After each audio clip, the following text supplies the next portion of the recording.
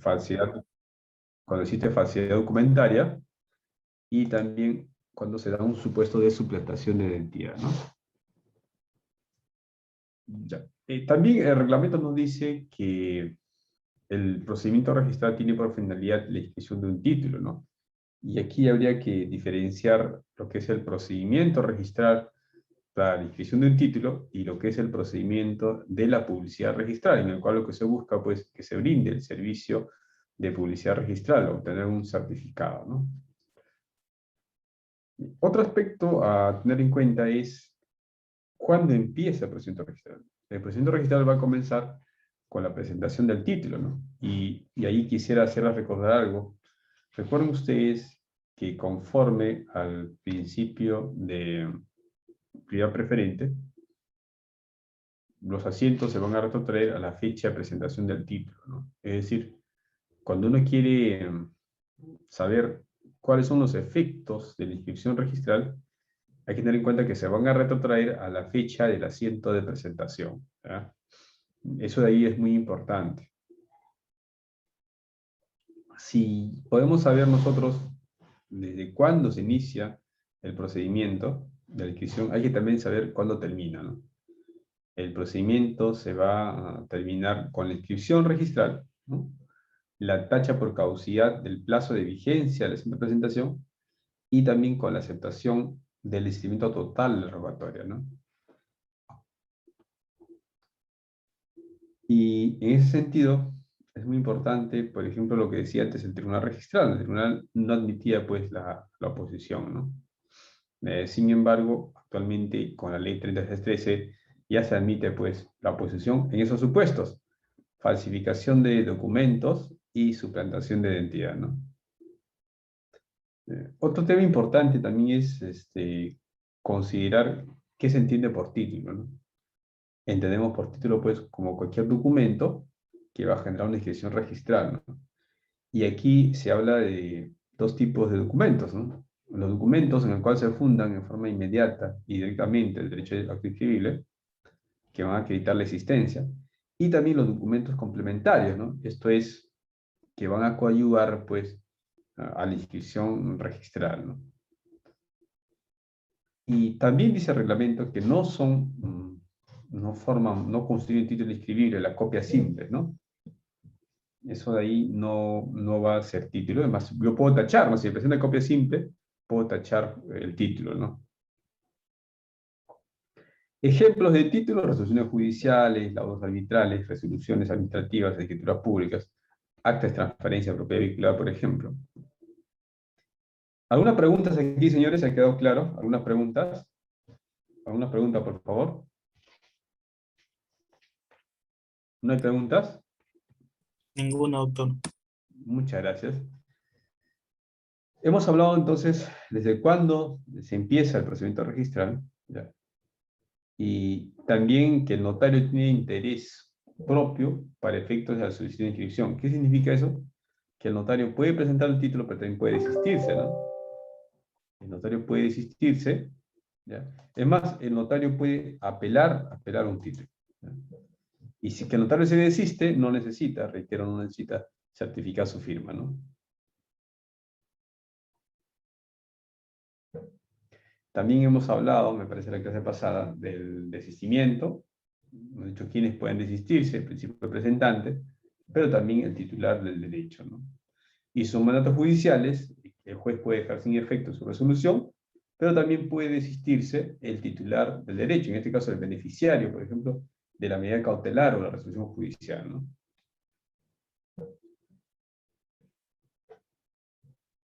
Con respecto al desistimiento, hemos hablado nosotros que el desistimiento procederá siempre y cuando se trate, pues, de un desistimiento parcial, actos separables. Entendemos por actos separables que pueden inscribirse en forma independiente, ¿no? Por ejemplo, yo quisiera inscribir 3 compraventas y me desisto de 2 de ellos. No habría problema porque son actos separables, ¿no? Pero si yo quisiera inscribir, por ejemplo, una compraventa y luego un arrendamiento, y el arrendamiento, pues, que lo haga el nuevo propietario, ahí sí habría que evaluarlo, ¿no? Porque yo no pudiera desistirme, por ejemplo, de la compra-venta, ¿no? Porque yo no puedo inscribir el arrendamiento si no inscribo la compra-venta en primer lugar, ¿no? Pero son supuestos especiales, se puede decir, ¿no? Por tracto sucesivo, ¿no? El que va a constituir el arrendamiento, en este caso va a ser pues el nuevo propietario, ¿no? En este caso el comprador, ¿no? Bien, aquí está un ejemplo, miren ustedes. A le vende a B, esto es compra-venta, y B celebra con C un contrato de arrendamiento. Entonces, si yo me desisto, reitero, si yo me desisto solamente del arrendamiento, no habría problema, porque el contrato de compra-venta ingresa, ¿no? Pero ¿qué pasaría si yo solamente quiero que se escriba el arrendamiento de B a C? Eso no pudiera darse, porque el titular registral en este momento es A. ¿Me dejé entender, señores? ¿Está claro? ¿Sí? Bien. También hemos visto la diferencia entre rogatoria, entre el desistimiento y también la reserva, ¿no? Recuerden ustedes que desistimiento de la rogatoria puede darse pues, por un desistimiento, ¿no? Ahora, este desistimiento de rogatoria tendría que ser con cierta formalidad. Es decir, puede ser, en este caso, con firma legalizante notario o también con firma autenticante fedatario, ¿no? Pero ¿quién puede desistirse? Hemos dicho que el presentante del título, ¿no? Pero también puede desistirse el titular del derecho, ¿no? En este caso, imaginemos que Carlos es el titular del derecho y le encarga pues a Malú. Y Malú se va de viaje, desaparece, entonces Carlos quiere desistirse de la inscripción registral. Pregunta, Carlos, que es el titular registral, titular de derecho, ¿podrá desistirse o solamente puede desistirse la presentante del título?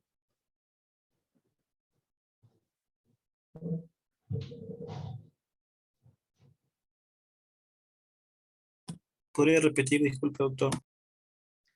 Imaginemos que Carlos es el titular de derecho. Él encarga a Malú para que sea su representante. Pregunta, ¿qué pasaría si Malú se va de viaje y Carlos quiere desistirse del título? ¿Carlos podrá hacerlo o no podrá hacerlo? No, ¿Por qué? porque depende si todavía está vigente el poder que le ha dado creo que todavía no.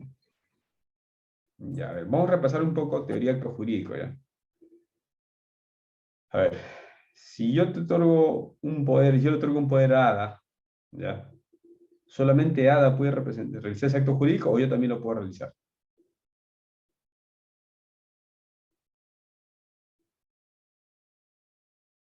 Lucía, ¿qué dices?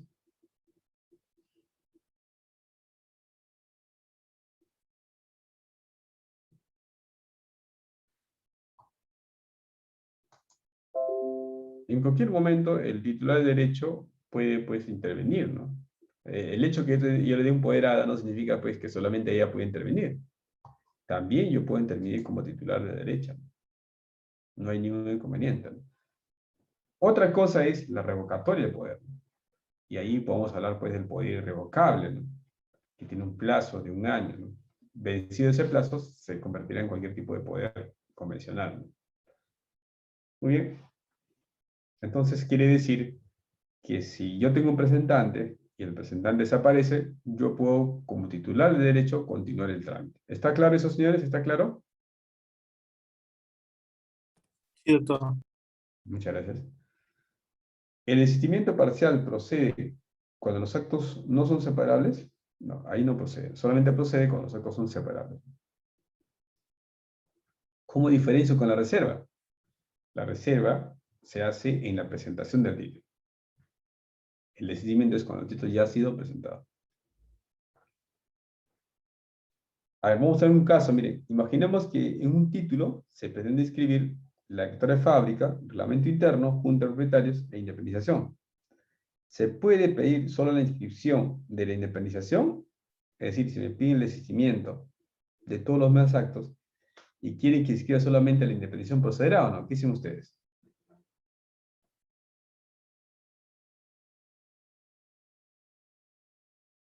¿Ninguno?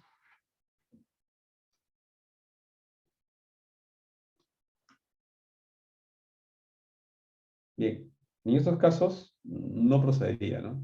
¿Cómo voy a desistirme de todos los actos y solamente que inscribe la independización? Vamos a ver más adelante, pues, que para poder inscribir una independización, en caso de unidades inmobiliarias, tiene que haber previamente estar inscrita una declaración, luego reglamento interno y luego recién las independizaciones, ¿ya? ¿Alguna pregunta, señores?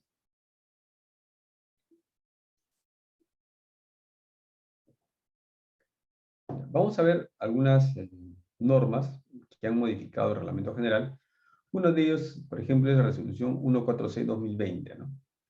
Que habla pues de encauzamiento de mandatos judiciales o solicitudes de autoridades administrativas. Bien, lo regular es que los títulos se presentan pues utilizando el formulario verde, ¿no? Pero si el juez manda, por ejemplo, un embargo, él no necesita mandar con formulario, lo puede mandar como oficio. En esos casos, lo que hace el funcionario que recibe el documento después es encauzarlo. ¿Qué significa encauzarlo? Derivarlo a la área correcta, a la unidad correcta, ¿no? Inclusive, este encauzamiento va a proceder cuando lo solicite pues la entidad administrativa, ¿ya? Pero siempre y cuando se refieran pues a actos exonerados o inafectos al pago de derechos registrales o cuando se encuentre previsto en el pago diferido de dichos derechos, ¿no?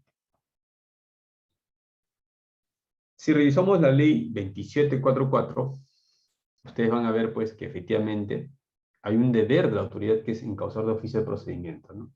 Siempre y cuando advierta un error o omisión de los administrados, ¿no?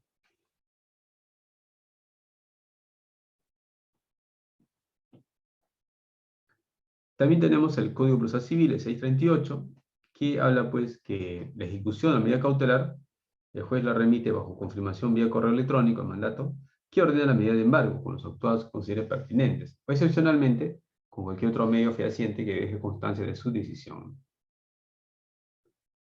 Entonces, ¿cómo se inscribían los títulos en mérito a resoluciones judiciales con los partes judiciales? Y actualmente también se pueden presentar pues, en forma virtual, esto es utilizando la plataforma Sitsunar. ¿Alguien de ustedes ha escuchado de la plataforma Sitsunar? ¿Alguien de ustedes ha escuchado eso? ¿Saben qué es el Sitsunar? ¿Para qué sirve? No, doctor. Ya, a ver, vamos a No, explicar. doctor. Muy bien, vamos a explicarle un poco, un rápido, ¿ya?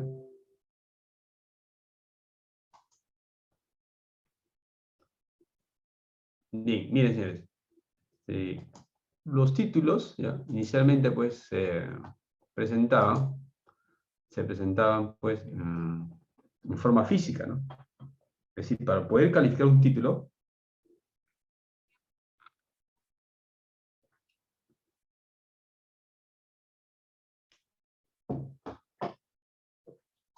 se tenía, pues, que ese documento físico mandarlo al registrador, ¿no?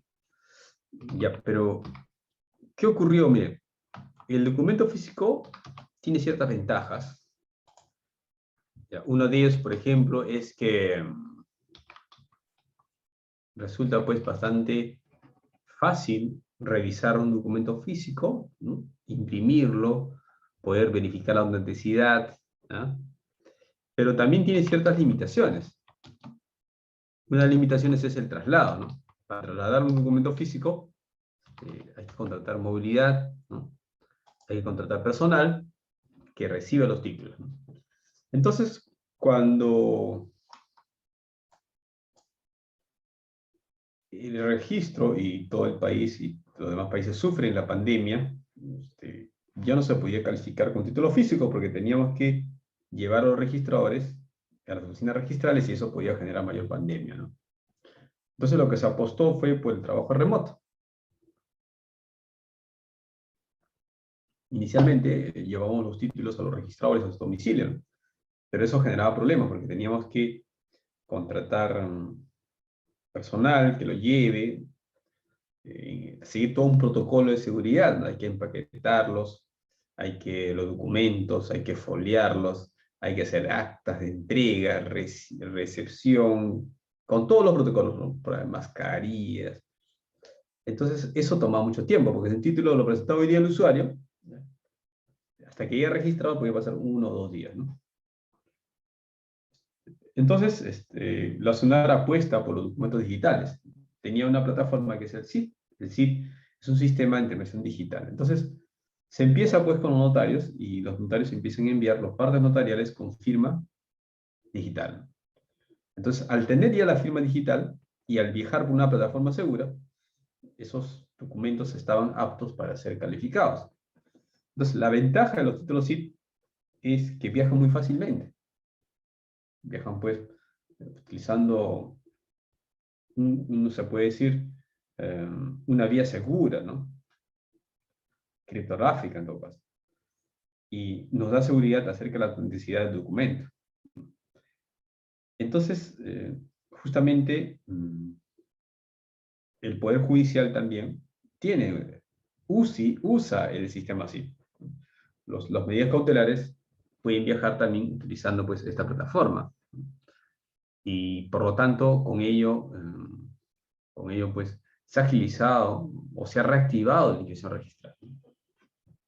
Quizás alguien me diga, pero no es lo mismo, la velocidad de calificación no es la misma, pero yo considero que, sin perjuicio de ello, hay bastantes ventajas que ofrece esta plataforma de calificación registral, ¿no? Y una de ellas es que no utiliza soporte de papel. O sea, el registrador desde su casa califica los títulos, ve las pantallas, descarga los documentos y firma también sin necesidad de hacer una impresión de papel, ¿no?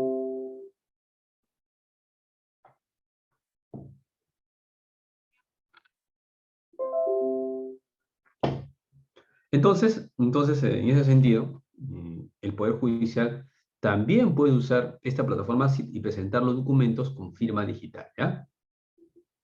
Muy bien. El encauzamiento, entonces, sí procede, ya, el encauzamiento procede, y lo que va a permitir, pues, es subsanar, ¿no? A veces por error pueden presentar, por ejemplo, un recurso de apelación por mesa de partes, y yo puedo encauzarlo correctamente dirigiéndolo, pues, a trámite comunitario, ¿no? Y el encauzamiento, según el Tribunal Registral, dice: si el usuario ha dirigido la solicitud de inscripción al registro equivocado, procede que el registrador del tribunal, según corresponde, efectúe el encauzamiento del registro competente, siempre que ambos registros compartan el mismo diario. ¿Cómo funcionaría esto? Imaginemos que una compra-venta, por error, lo han presentado en el registro de personas jurídicas. ¿Qué debiera hacer el registrador de personas jurídicas? ¿Debiera tachar el título o debe encauzarlo? Este encauzamiento se puede realizar, pero siempre y cuando sea pues, de la misma oficina registral y no haya habido mayor calificación registral, ¿no? Otro aspecto importante es la formalidad de la inscripción. La formalidad de la inscripción debería presentarse los títulos con formatos. ¿Y para qué se utilizan los formatos? Los formatos se van a utilizar los formatos justamente, pues, justamente para poder, se puede decir, mejorar la información, ¿sí? Sintetizar la información, ¿no? Entonces, en ese sentido, cabe señalar, pues, que efectivamente, con los formatos, nosotros organizamos información y va a permitir que el registrador pueda identificar el acto inscribible, los documentos y quiénes son los presentantes. Entonces, como regla general, debo presentar los títulos utilizando pues, los formularios verdes, ¿no? Y ahí pondré los datos del presentante y qué documento es el presentante y el acto de inscribir, ¿no? Sin embargo, hay algunos supuestos en el cual no va a ser necesario presentar formatos. Por ejemplo, cuando el Poder Judicial presenta un oficio y lo presenta por trámite documentario, ahí no va a haber un formato de inscripción, pero se tiene que encauzar e ingresar como título, ¿no? Entonces, la solicitud de inscripción se presenta por formatos establecidos por la SUNAR, previa verificación biométrica del presentante. Ahora, si que se va a hacer por medios electrónicos, se rige pues, por reglas especiales. Por ejemplo, los títulos presentados por el CID, ¿ya? Estos títulos ingresan al registro y se inscriben. Pero aquí no utilizo los formatos que hace referencia pues, este artículo, ¿no? ¿Alguna pregunta, señores? ¿Alguna pregunta? ¿Ninguna? Muy bien, Todo claro, profesor. gracias. Ahora, ¿y qué pasaría si una persona quiere presentar un título y no sabe firmar, no puede firmar? Entonces, en esos casos, se le va a orientar, pues, para que un funcionario, ¿no? le pueda ayudar, un servidor le pueda ayudar a completar la solicitud, ¿no? Y en ese caso, pues, el usuario imprimirá su huella digital en formato de solicitud de inscripción, ¿no? Eso facilita, ¿no? Imaginemos que un usuario no sabe escribir. ¿Eso le debe pedir presentar un título? No. El servidor le va a ayudar a llenar y luego el usuario va a tener que poner su huella digital, ¿no? Y si fuera presentación masiva de títulos, solicitudes de inscripción, en esos casos no hay que presentar formatos. Bastará, por ejemplo, que una entidad de titulación, programa de titulación, presente los oficios respectivos y con eso será suficiente, ¿no? Antes era una obligación del funcionario encargado de la recepción de títulos revisar si esta persona ha sufragado o no las últimas elecciones, ¿no? Este requisito ya ha sido eliminado, ¿no? Ya, esta parte de aquí quería conversarlo con ustedes y quería escuchar su posición porque ha generado algunos problemas, ¿ya? Se refiere a la reserva de calificación por derechos impagos, ¿ya? Vamos aquí a tratar que intervengan todos ustedes. A ver, imaginemos que Malú quiere inscribir 10 actos, ¿ya? 10 compraventas. Y va al registro, el registro le dice, no, tienes que pagar como mínimo los derechos de calificación, los derechos mínimos de los 10 compraventas, ¿no? Y entonces, en principio, no habría ningún problema porque aquí no le van a dejar, no van a admitir la presentación del título si no paga los derechos mínimos. Pero pensemos que el cajero estaba sobrecargado y no hizo una debida precalificación. Y llega el registrador revisa y ve que eran 10 compraventas, pero solamente cobrado de 2.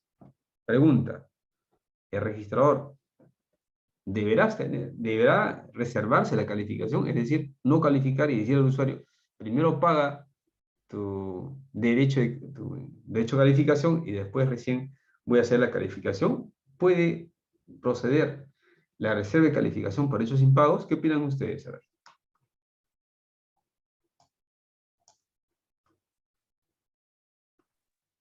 ¿Algunos? Primero tendrá que ser el pago para poder hacer la reserva. Ya, muy bien, muy bien. ¿Alguna otra opinión?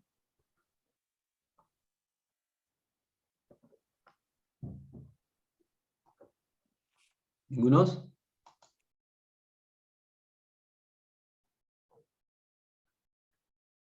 Mire, este es un tema bastante discutible, ¿ya? Porque definitivamente, algunos usuarios piensan que el hecho que no se les haya cobrado todos los derechos de calificación es un error del cajero, ¿no? Por lo tanto, el registrador no debería reservarse de calificación, debe reservar todo, ¿no? Y luego, en todo caso, hacer la liquidación respectiva, ¿no? No sé qué opinan ustedes. ¿A nadie le han reservado su calificación? ¿A ustedes nunca se hacen una esquela que el registrador dice, me reservo la calificación si que no pagan los derechos mínimos? ¿A nadie le ha pasado eso? ¿Ninguno? No, a mí no, profesor. Muy bien. A mí Entonces, tampoco, el tema de la reserva, profesor, pero me parece la mejor medida. Hola, ya fue. ¿sí? ¿Se escucha? Sí, lo escuchamos.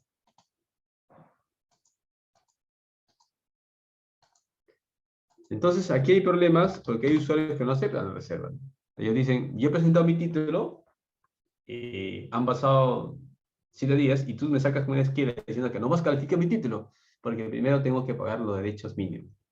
Eso a algunos usuarios no les gustaba para nada, ¿no? Muy bien. Entonces, ¿qué significa la reserva de calificación? Cuando el registrador no califica el título porque el usuario no ha pagado los derechos mínimos. ¿Y por qué no los ha pagado? Seguramente porque ha habido un error pues del cajero, ¿no? El que ha hecho la preliquidación.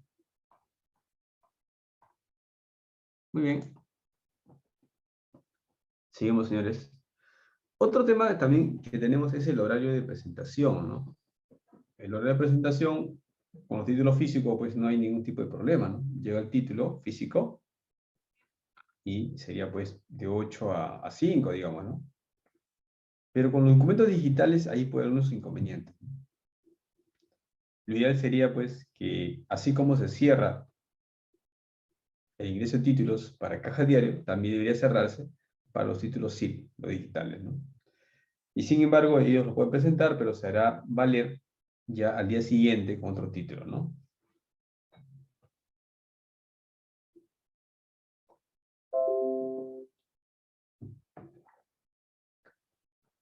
Ahora, ¿qué dice el artículo 18 de la ley del reglamento, ¿no? Dice que hay que respetar los horarios, pero hay que respetar también lo que dice el artículo 149, numeral 4 de la ley 2744, ¿no? ¿Y qué dice esta norma?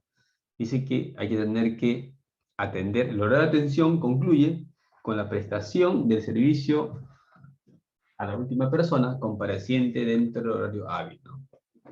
Es decir, es como un banco, ¿no? Ustedes son los últimos en entrar y hay que atender a ti también. O sea, no es por el hecho que alguien te diga, no, ya atendido a todos y es la hora, miren, y a las 5 no te puedo atender. Pero yo estoy adentro ya, no, no te puedo atender. Eso no se puede dar. Hay que atender a todos, ¿no? Los que hayan podido ingresar. ¿Cuánto tiempo estará vigente el asiento de presentación? 35 días hábiles, ¿no? Cuando hablo del asiento de presentación me estoy refiriendo pues a esa posibilidad, a esos efectos que ha generado pues el título cuando ha sido presentado. El título cuando se presenta genera un asiento de presentación y ese asiento de presentación está vigente por 35 días hábiles, ¿no? Y la regla general es pues que en los 7 primeros días el registrador pueda calificar el título, ¿no? Pueda observarlo, pueda liquidarlo, inscribirlo. Pero es la regla general, porque existe también el artículo 37, que dice pues claramente que la calificación puede demorar un poco más. Por ejemplo, cuando es un título complejo o extenso, puede demorar pues más de los 7 días reglamentarios, ¿no? ¿Alguna pregunta aquí, señores? ¿Alguna pregunta?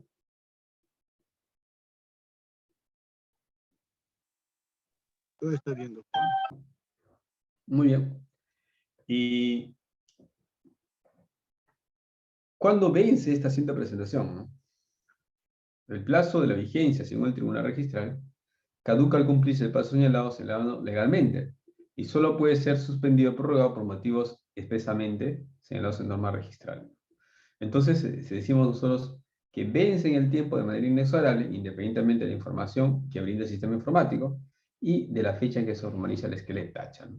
Entonces, en tal sentido, nosotros podemos decir que estará vigente la siguiente presentación solamente por 35 días hábiles. Ahora, ¿pero qué pasa cuando tú apelas? Ese asiento se ve prorrogado en forma indefinida, ¿no? ¿O qué pasa cuando suspenden el título? Igual en ese caso se suspende los efectos y no se va a proceder, pues, en este caso a la calificación registral, ¿no? ¿Qué son los títulos pendientes e incompatibles? Miren, un título pendiente es incompatible con otro cuando se excluye.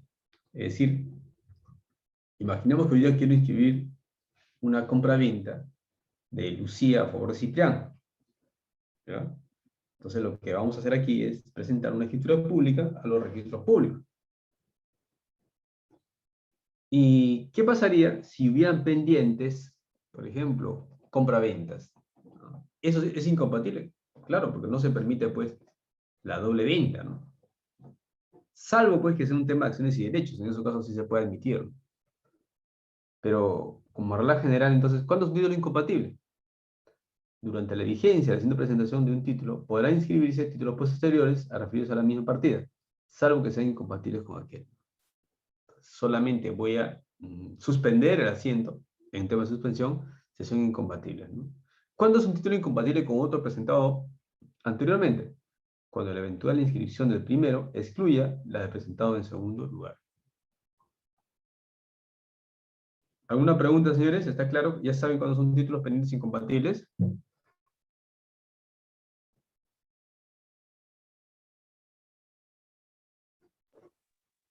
Vamos a poner unos ejemplos. ¿Ya? Ya, vamos a poner unos ejemplos, miren. Imaginemos que yo quiero escribir una independización, ¿ya? Y Catastro me dice, señor registrador, ese polígono involucra también un título pendiente, ¿no? Y entonces lo que le diré al Catastro es, pues, que me defina si esa área pendiente que está, en este caso, pues, en la partida registral, afecta o no afecta, pues, a mi título, ¿no? Reitero, lo ideal es que cuando yo voy a escribir no hay un título pendiente, pero si lo hubiera, si lo hubiera hay que determinar si son compatibles o incompatibles. ¿Cuándo son incompatibles? Cuando los derechos se excluyen entre sí, ¿no? Muy bien. Vamos a ver algunas causas de suspensión, vamos a ver unas causas de suspensión del asiento de presentación, ¿ya? Uno ya hemos hablado, esto es, pues, cuando nos encontremos ante la incompatibilidad. La incompatibilidad no es muy sencillo detectarlo, genera algunos inconvenientes, muchas veces vamos a necesitar de catastro, es un tema de indemnizaciones para que defina si son incompatibles o no, pero como regla general hay que hacernos la siguiente pregunta. Si se inscribe el título primero que ha llegado, ¿podrá inscribirse el título posterior? Si ustedes llegan a la conclusión de que no puede inscribirse, porque hay un título pendiente que es incompatible, en esos casos ya habrían, pues, llegado a la determinación cuando existe una incompatibilidad. Pero si el título anterior se puede inscribir y el título posterior también no hay inconvenientes, ya no serían incompatibles. Entonces, ¿cuál es la tarea del registrador? Ver los pendientes, si existen o no títulos pendientes incompatibles.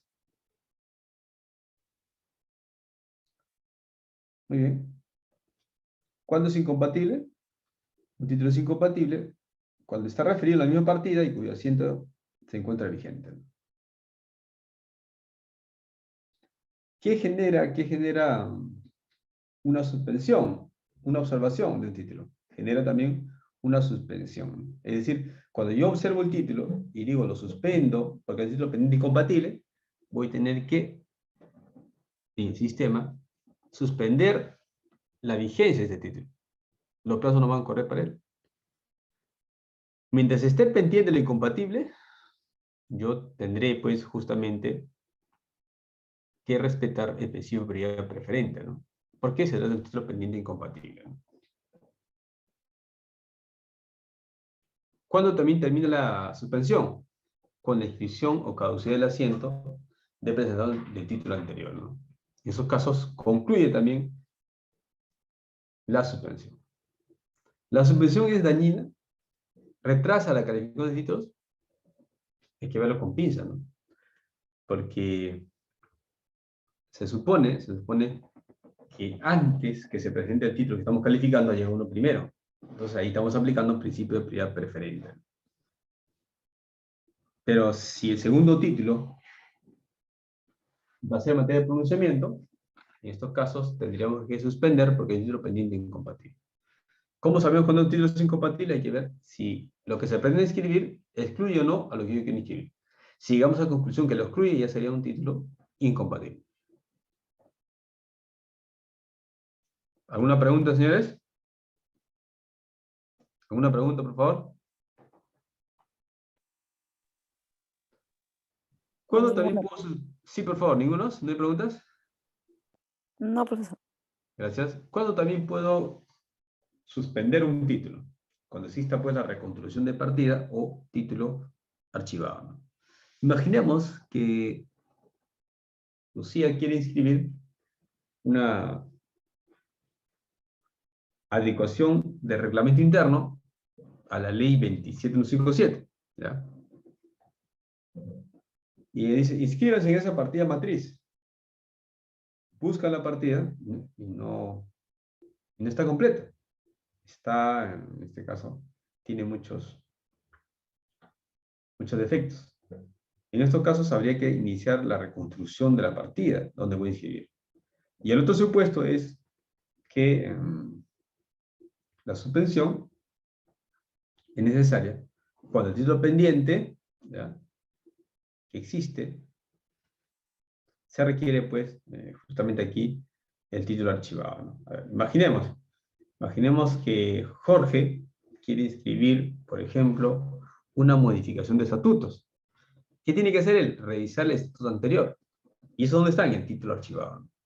Si es que ese título se ha extraviado, tendré que pedir, pues, una reconstrucción del título archivado.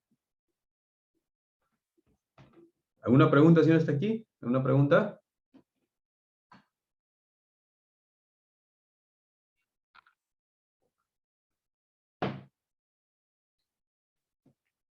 ¿Y qué pasa con el bloqueo? Imaginemos que hay un bloqueo pendiente y se refiere a una compra-venta.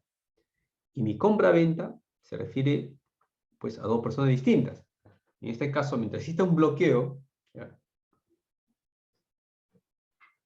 que ya está anotado en el registro, y si son incompatibles, tampoco pueden escribirlo. Muy bien. ¿Alguien me puede decir qué es el bloqueo? ¿Para qué sirve? ¿Alguien me puede decir qué es el bloqueo? ¿Algunos? Para para que otras personas no compren la propiedad ajena. Sí, sí, está bien. El bloqueo es una anotación preventiva que va a resguardar la inscripción de un acto definitivo, ¿no? Muy bien. Sí, sí. Sí, doctor, 60 días tiene duración en bloqueo. 60 días hábiles o naturales. Hábiles, doctor. Muy Hábiles. bien. Muy bien. Y el bloqueo se cuenta no desde la siguiente presentación, sino desde la inscripción registrada, ¿no? Muy bien. También va a ser motivo de suspensión, ¿ya?, cuando está pendiente la anotación de bloqueo por presunta falsificación de documentos, ¿no? ¿Y cuándo concluye? ¿Y cuándo concluye la suspensión? Cuando se escriba, pues, el acto definitivo, ¿no? Y también desarrolla el reglamento acerca, pues, de la oportunidad de suspensión, ¿no? Generalmente, cuando saco una esquela de observación, ahí también pudiera añadir la suspensión. Profesor, una pregunta. Sí, por favor. Con relación al bloqueo, lo que usted está mencionando, ¿tiene un costo o es o el mismo, la misma SUNAT lo activa? ¿Cómo es? Sí, nosotros cobramos dos derechos, ¿no? Un derecho de presentación y un derecho de presentación, derecho de calificación y los derechos de inscripción registral. Cuando tú quieres inscribir un bloqueo, efectivamente va a tener que pagarse previamente, simultáneamente, esos derechos, ¿no? Ah, ya. Sí, Muy bien. doctor. Sí, doctor, una Sí. consulta.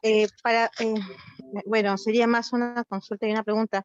Tuve un inconveniente con un bloqueo, tuve un contrato de compra y venta de un cliente, se hizo el bloqueo obviamente, para que el comprador esté tranquilo, ¿no? Con la minuta que se realizó, pero al final el comprador nunca pagó. Y al final nunca se puede levantar el bloqueo porque la SUNAR me indica que no se puede levantar el bloqueo tiene que levantar, se levanta por sí solo. A ver, doctor, si me puede explicar bien eso, pero usted muy amable. Y muy bien. Ya. Eso tiene que ver mucho con publicidad, ¿ya? Voy a compartir mi pantalla con ustedes un momentito. Miren, ¿ah? Imaginemos que vamos a anotar el bloqueo de Lucía a favor de Cipriano, ¿ya? La propietaria es Lucía y se va a anotar el bloqueo a favor de Cipriano. ¿Ya? ¿Hay transferencia de propiedad? No hay transferencia de propiedad, solamente es un bloqueo. Está en rubro D.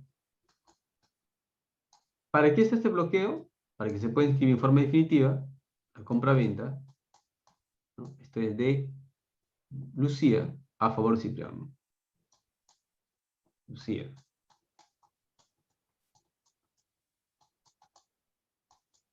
¿Ahí hay un problema? No veo mayor tipo de inconveniente, ¿no? Pero, reitero, ¿cuándo se levanta el bloqueo? El bloqueo se entiende levantado cuando vence su plazo, un primer supuesto.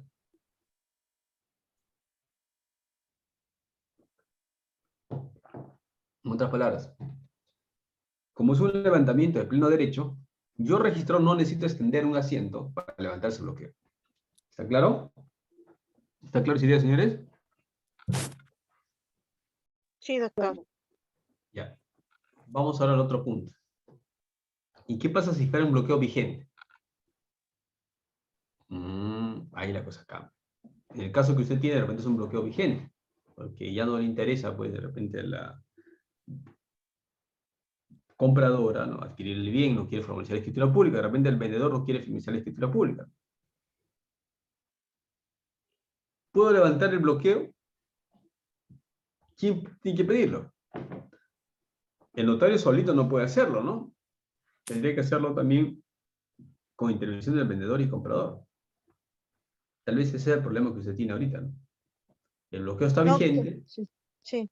Doctor, pero ya pasó más de un año. Ah, No no, está en ese caso vigente. ya el bloqueo ya no existe, ya. Ya está levantado el Sí, pleno derecho. sí, doctor, pero a ver, pero la señora no puede hacer nada con el bien porque había una minuta anterior que indica que tenía que No, el no, no. señor le dio A un ver, vamos a explicar un poco ese tema, ¿ya? Ujú. En principio, se entiende que la transferencia de propiedad, ¿no?, se inscribe en rubro C de títulos de dominio, ¿no? ¿Ya? Entonces, lo que ha habido solamente es un bloqueo. Se puso una carga anotada en rubro D. Esta anotación tiene una vigencia, ¿no? He dicho que son 60 días hábiles. Si ya venció, el bloqueo ya no existe ya. La señora, ¿quién es la propietaria? Reitero, si tengo acá A como propietaria, hacer una compra-venta a favor de B en forma minuta y se inscribe el bloqueo.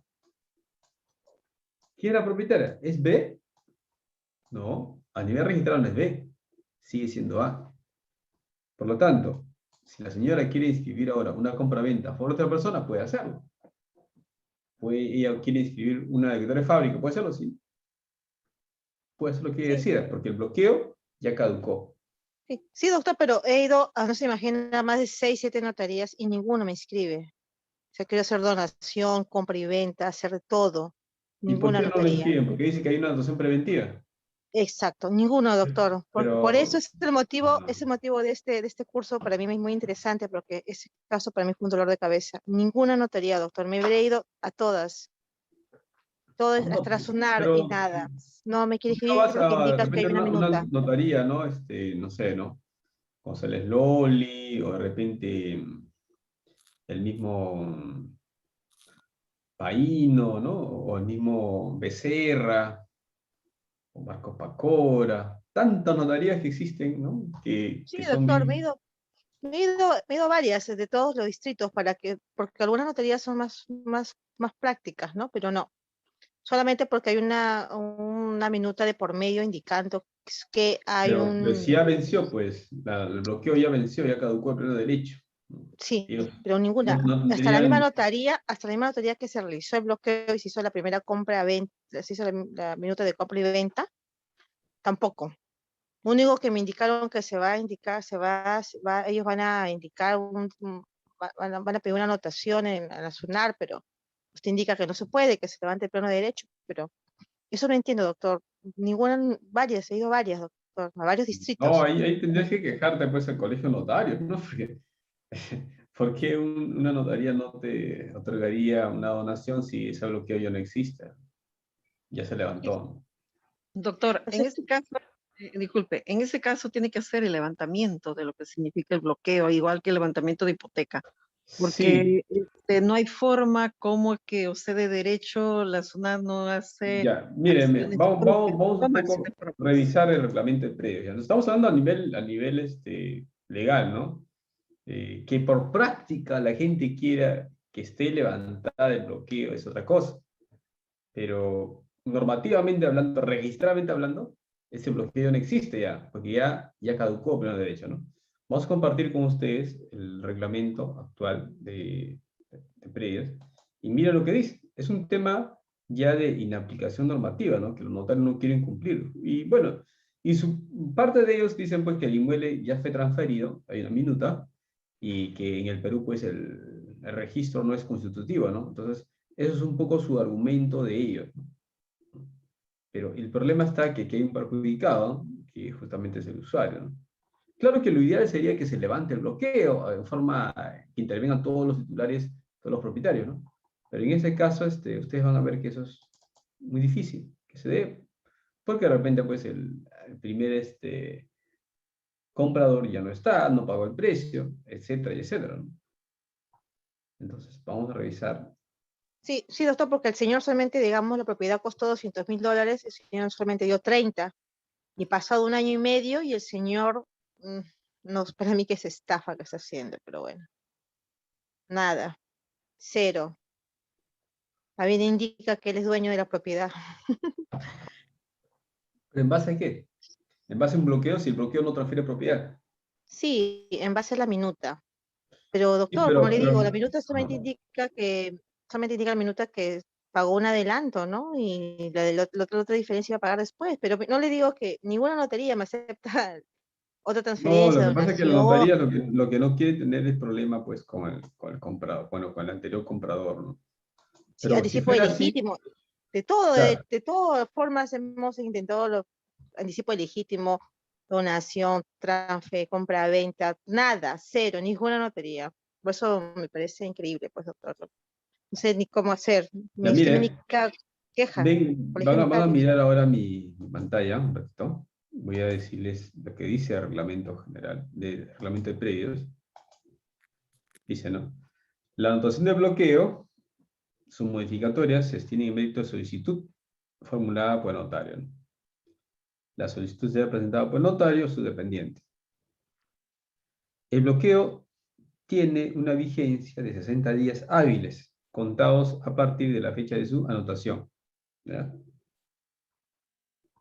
Inscrito definitivamente el acto o derecho cuya propiedad sea reservado, su eficacia se retrocederá a la fecha de presentación del bloqueo, ¿ya? Hasta ahí no hay problema. Dice, durante la vigencia del bloqueo, acá está, no puede inscribirse ni anotarse preventivamente ningún acto o derecho incompatible con la que aquel cuya prioridad se ha reservado, ¿no? Pregunta, ¿este bloqueo está vigente? Entonces, ¿por qué no puede inscribirse otro acto? ¿Cuál es el sustento legal? Porque reitero, lo que se ha inscrito es un bloqueo, no una transferencia de propiedad, no una compra-venta. Entonces, ahí me parece que hay un error. Entiendo que hay un exceso de celo de parte de la notaría, pero normativamente hablando no habría ningún tipo de inconveniente, ¿no? Entonces, acá lo está diciendo claramente, ¿ya? Y solamente dice que el bloqueo de una vigencia de 60 días hábiles. ¿Dónde dice que tienen un año, 2 años? ¿De qué estamos hablando, no? Entonces, aquí me parece que está mal, ¿ya? Ahora, vamos ahora al tema del reglamento general, ¿no? Porque si otro argumento que le están indicando a ustedes es el siguiente.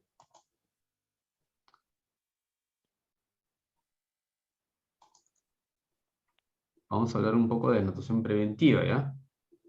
Vamos acá.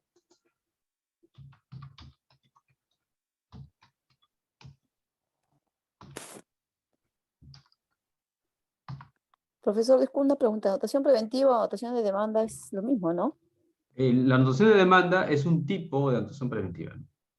La anotación preventiva es un concepto general. Ah, ya. Muy bien. Acá está el motivo de suspensión. ¿Ya?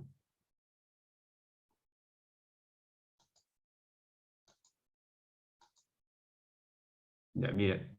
Actos y derechos de anotación preventiva. La demanda, medidas cautelares, los títulos, procedencia y plazo, los títulos que en cualquier otro caso deben anotarse con unas disposiciones especiales. Aquí estaría el bloqueo.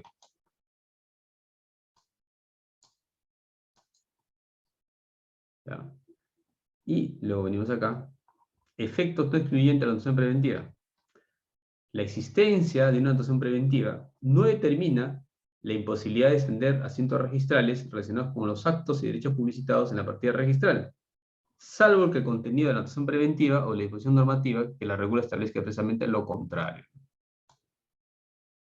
¿Qué más? Miren. Los asientos de anotación preventiva, ¿no? deben contener, de ser el caso, la indicación del plazo de su vigencia, el cual se encontrará determinada por las normas que autorizan su extensión. ¿Ya? Ahora vamos a ver el tema de la extinción.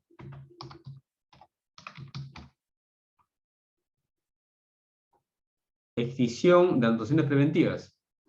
Las anotaciones preventivas se extinguen por cancelación, caducidad o por su conversión en inscripción. Entonces, en este caso, dice, ¿no? Supuesto de cancelación de anotaciones preventivas, 94. Vamos a ver. La cancelación se produce por lo siguiente. Cuando se extingue totalmente el bien, ¿no? Cuando se declara una nulidad, cuando se haya producido la caducidad de inscripción, ¿no? Acá está D, miren, claramente dice. Cuando se haya producido la caducidad de la inscripción o anotación preventiva por mandato de la ley o por el transcurso del tiempo previsto en ella. ¿Cuánto tiempo estaba vigente el bloqueo? 60 días hábiles. Pasó ese plazo, ya se extinguió ya. Entonces, en tal sentido, ya está extinguido, ¿no? Que, yo sería la idea, en principio, pues, que ustedes tengan que reclamar esto al Colegio de Notarios, ¿no? Para que se pueda otorgar la escritura pública, ¿no? Y luego, pues, presentar en registros públicos, ¿no? No veo legalmente. Ahora, en este caso, si la señora, ¿no? La propietaria, se siente afectada en sus derechos, puede ir, pues, a Poder Judicial, ¿no? Y hacerlo valer ahí, ¿no? Pero el bloqueo, registralmente hablando, ya caducó, ¿no? Muy bien, sigamos.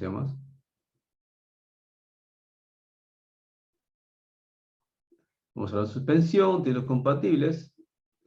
Ya, con el tema de la prórroga, vamos a ver acá.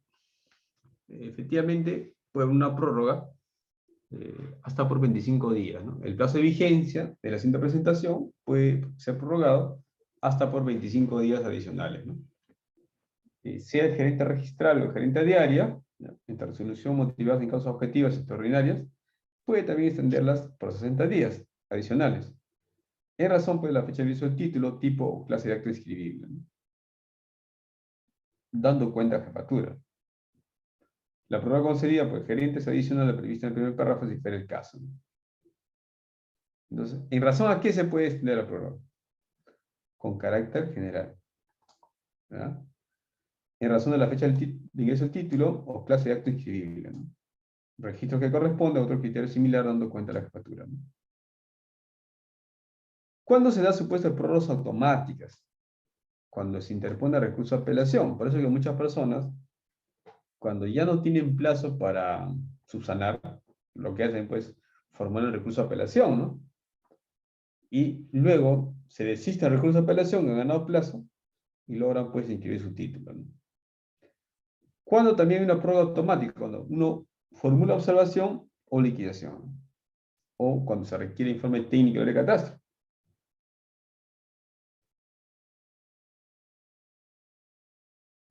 ¿Qué ha dicho el tribunal? El tribunal dice, la apelación que solo tenga por finalidad obtener la extensión del plazo de vigencia de la presentación para subsanar, en primera instancia debe ser declarado sin procedente. Claro, ustedes, si alguien dice en su apelación, apelo para que me dé mayor plazo y yo pueda inscribir mi título, el tribunal lo va a revocar, porque no puede haber, pues, una apelación para que gane tiempo, digamos, ¿no? Formalmente hablando, ¿no? En los hechos tal vez se dé, pero en el documento, al menos, si consta así, el tribunal, pues, lo va a denegar, ¿no? ¿Alguna pregunta aquí, señores? ¿Alguna pregunta?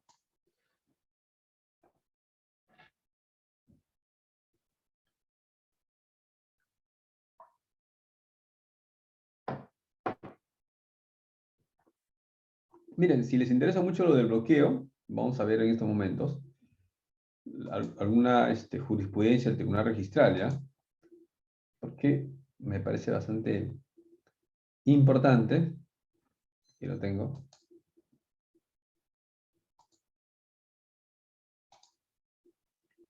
Algo que a ustedes les puede servir.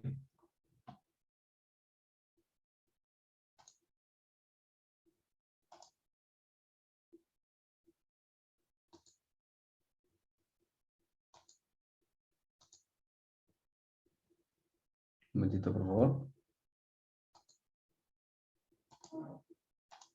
Voy a compartir pantalla con ustedes.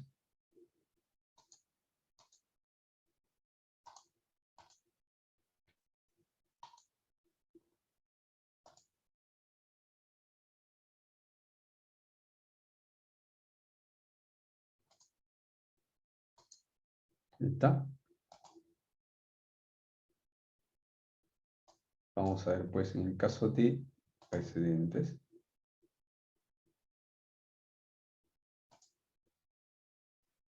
A ver, veamos primero en los acuerdos. Vamos a ver qué hay sobre el bloqueo, ¿ya?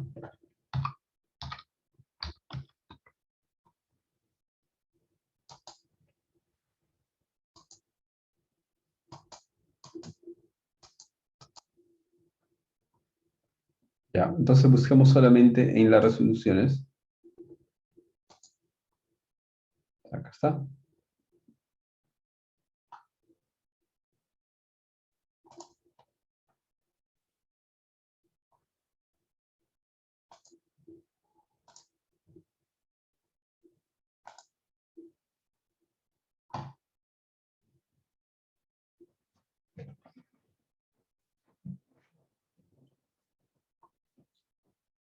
Mientras va siguiendo buscando, vamos a seguir avanzando, señores. Después ya lo compartiremos, ¿ya? Ya. A ver, miren, ¿qué es la calificación registral? Ya en la clase pasada, si no me equivoco, habíamos visto, ¿ya? Habíamos señalado nosotros, pues, que la calificación registral significa, en primer lugar, ¿no?, apreciar o determinar las cualidades o circunstancias de una persona o cosa, ¿no? Y también habíamos indicado nosotros que es una labor de registrador, y es una labor de registrador, ¿ya? Para que pueda determinar si un acto puede o no acceder al registro, ¿no?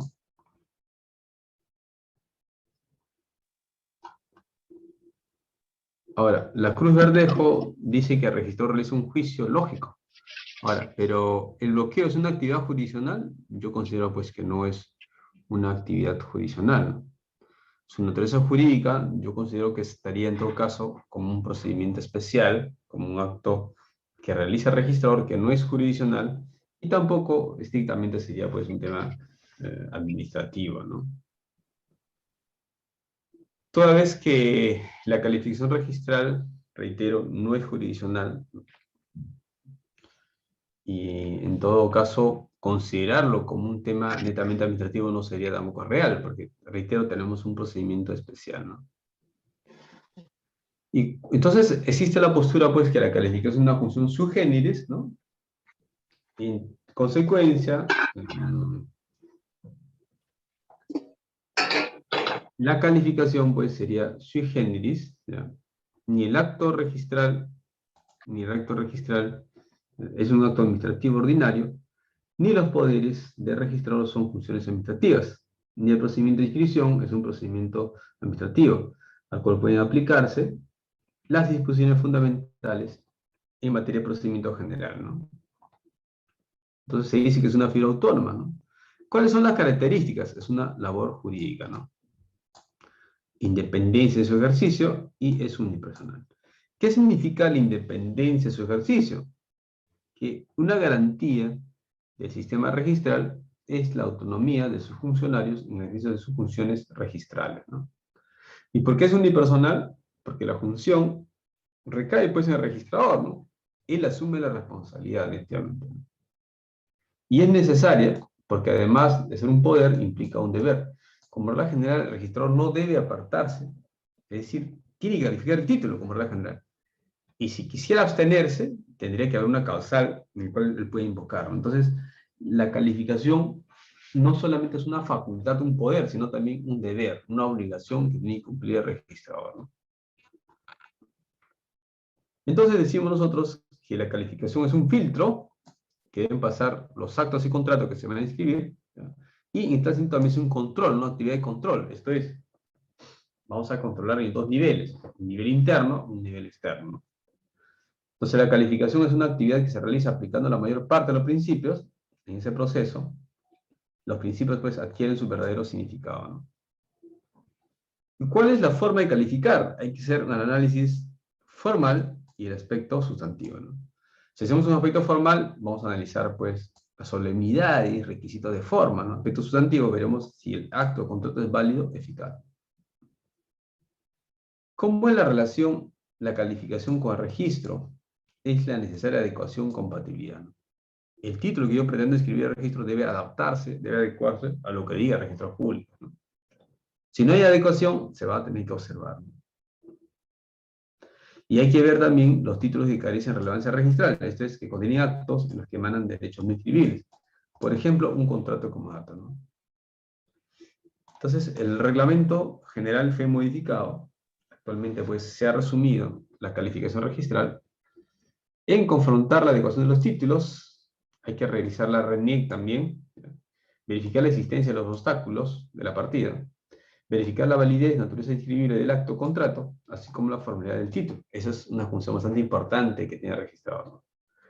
Comprobar que el acto de hecho, así como los documentos que forman el título, se ajustan a las disciplinas legales vigentes, ¿no?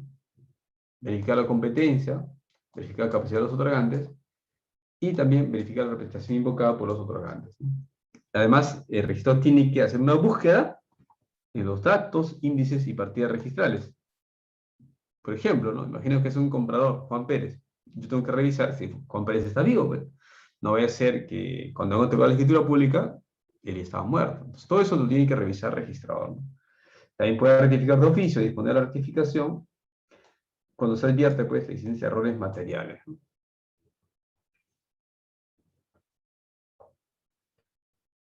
Y aquí se ha modificado el reglamento, ¿ya? En el sentido, pues, en el caso de sucesiones intestadas, ¿no? Por ejemplo, dice, si la calificación comprende títulos referidos a sucesión intestada o ampliación de testamento, el registrador verifica si existen inscritos mandatos o poderes. Imaginemos que este fallecido, el causante, había otorgado, pues, varios mandatos y poderes, ¿no? Me acuerdo que una vez me preguntaban, doctor, ¿y qué pasaría si fallece el poderdante? En este caso el representante, ¿seguirá teniendo facultades? No, pues no. Si ya falleció ya. ¿Cuál sería su sustento para seguir actuando en representación de una persona fallecida? Imposible. Eso ahora lo tiene que revisar el registrador, reitero, y si es que inscribe la sucesión intestada, también tiene que buscar que no existan poderes. Si hay poderes, hay que inscribir la extinción, ¿no? La extinción.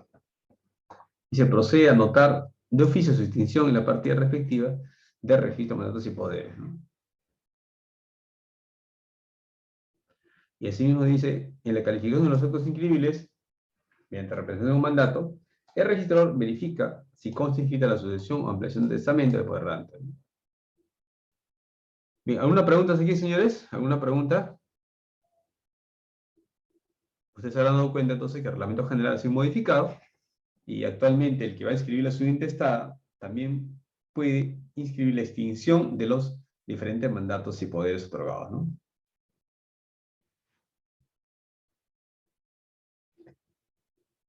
Bien, ¿no hay preguntas? Bien, continuamos entonces. También el reglamento saca unas directivas que buscan, pues, restringir la calificación, ¿no? Por ejemplo, en este caso, se dice en el reglamento, en los casos de instrumentos públicos notariales, la función de calificación no comprende la verificación del cumplimiento del notario, de identificar a los comparecientes o intervinientes a través del sistema de comparación, así como verificar las obligaciones del gerente general o de la empresa. En otras palabras, dice, esas son obligaciones del notario. Tu registrador no puedes entrar a hacer ese tipo de verificaciones. Y además ahora ya lo dice el reglamento general, ¿no? Y después también se ha señalado, pues, que el órgano judicial o arbitral pueden declarar la invalidez de los asientos registrales. Consecuentemente, no resulta procedente, mientras rectificación de oficio se produzca la declaración del asiento. A ver, ¿qué pasa?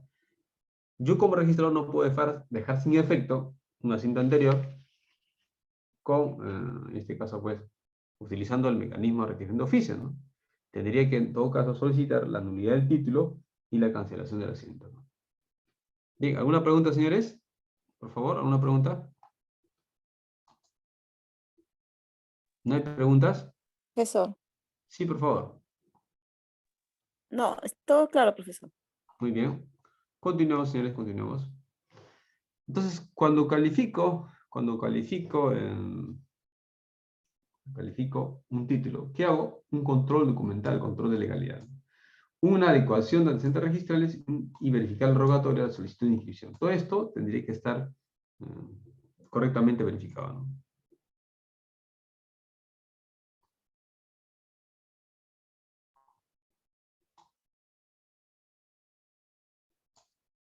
Muy bien, seguimos, señores. Y hay otro tema ya que tiene que ver con la calificación registral, son aspectos calificables de los mandatos judiciales, ¿no? Y aquí hay que tener en cuenta que actualmente el Código Civil no te dice qué parte debes calificar de un mandato judicial, ¿no? Entonces, Elvira Martínez Coco, Montúfar y Fernández dicen que podemos calificar la competencia del órgano, las formalidades extrínsecas y los obstáculos registrales, ¿no?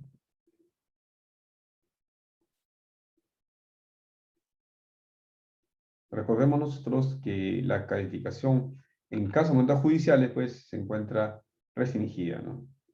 El registrador no puede calificar la validez ni la eficacia de los fundamentos del mandato judicial. Y es lo que dice el Tribunal Registral en un precedente. Ha dicho pues que si el juez reitera su mandato, ahí hay que proceder con su inscripción registral, ¿no? ¿Bien? Muy bien, ¿alguna pregunta hasta aquí? ¿Está claro?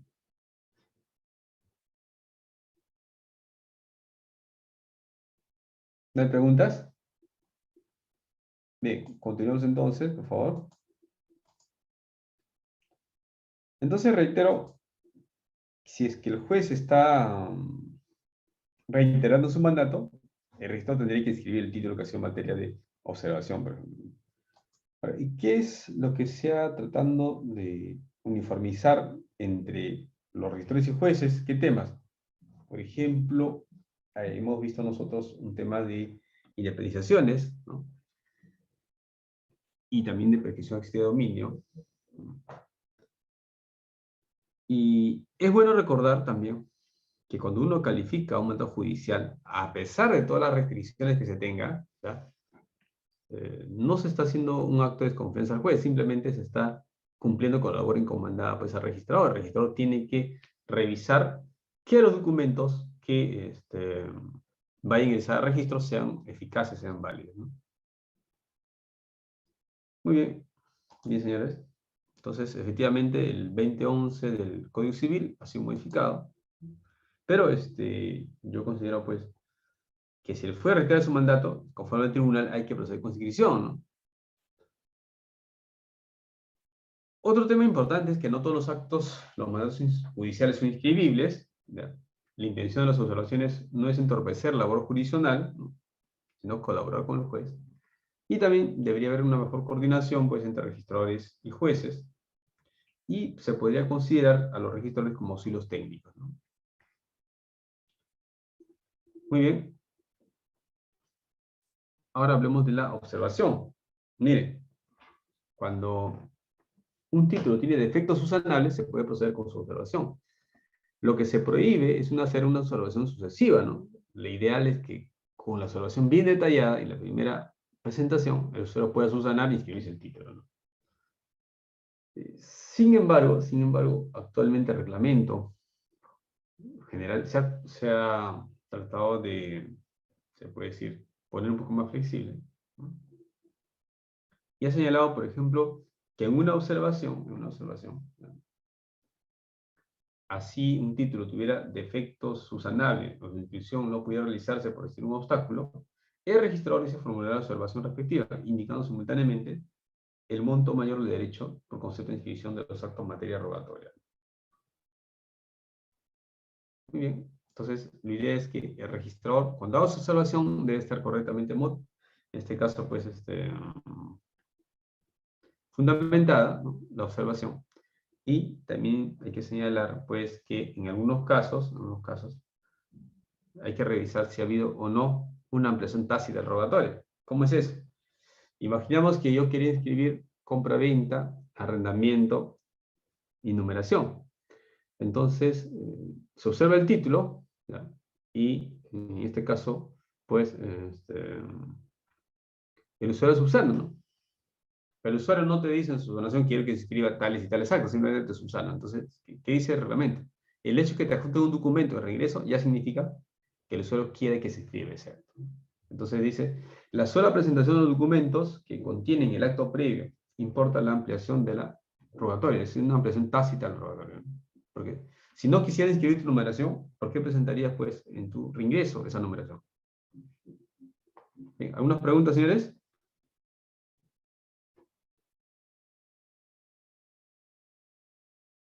Bien, me preguntas entonces. Existen algunos problemas pues con esta ampliación rogatoria, ¿no? Hay que ver los títulos intermedios. Intermedios, si es compatible o si es incompatible, ¿no? Bien, entonces siempre en estos casos hay que revisar bastante la normativa registral, ¿ya? Nosotros cuando hacemos al ingreso y adjuntamos documentos, se entiende que hay una ampliación de rogatoria tácita, ¿ya? Luego también tenemos los casos de títulos conexos, que hasta ahora no he visto, ¿no? Pero tiene muchos requisitos, ¿no? Primero, que lo soliciten él o los presentantes, ¿no? Imagínense que dos presentantes de títulos de diferentes notarios quieran que se califiquen pues, de forma conexa. Se encuentre pagada la totalidad de derecho. Y el título, en segundo lugar, contenga acto previo que posibilite la inscripción del título presentado en primer lugar. Entonces, también son títulos conexos, ¿no? Vamos a hablar ahora de la tacha sustantiva, mis señores. La tacha sustantiva, recuerden que es un tipo de tacha que se puede dar cuando el título no tenga, en este caso, pues, acto inscribible, ¿no? Quiero inscribir un comodato, ¿qué hago? Inmediatamente lo tacho, ¿no? Es una tacha sustantiva porque no he esperado el vencimiento del plazo. Entonces, el reglamento dice, el registrador tachará el título si adolece de efectos insubsanables que afecta la validez del contenido del título, ¿no? Existan obstáculos insalvables que emanen a la partida registral, por ejemplo, ¿no? Una medida cautelar, pues, de innovar, ¿no? Que ordena que se congele, ¿no? Y también hay otro motivo de tacha sustantiva, cuando el acto de derecho inscribible no preexiste a la asiento de presentación respectiva, ¿no? En esos casos también podemos hacer la tacha sustantiva, ¿no? O cuando viene un tema de falsedad documentaria, ¿no?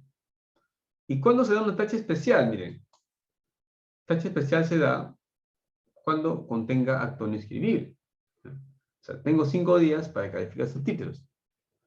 O se haya generado el asiento de presentación en el diario de una oficina registral distinta a la competente. Nosotros somos competentes de los títulos provenientes en Lima. Pero imaginemos que se presente un título del Callao. Nosotros no somos competentes pues, para calificar el título del Callao, habría que tacharlo. Solamente que en estos casos, dice el Tribunal Registral, que cuando ustedes tachen el título, hay que, en todo caso, generar un nuevo título y se le informa, ¿no?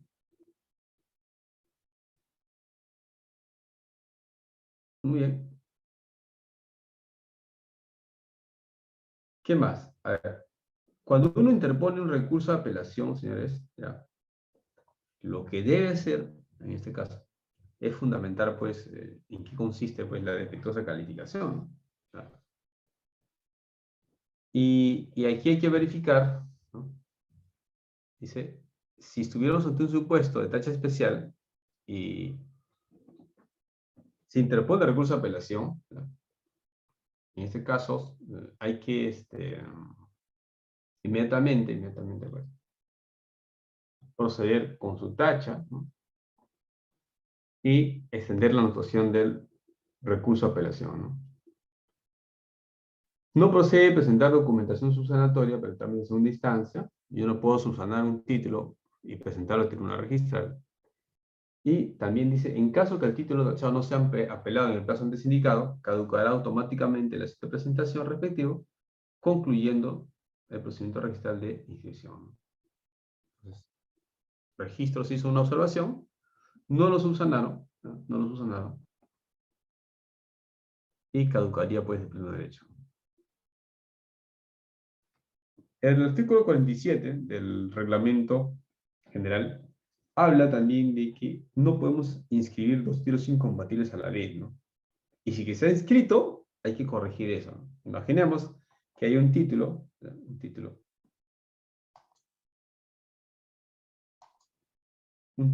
en el cual se inscribió el inmueble a favor de X. ¿Ya?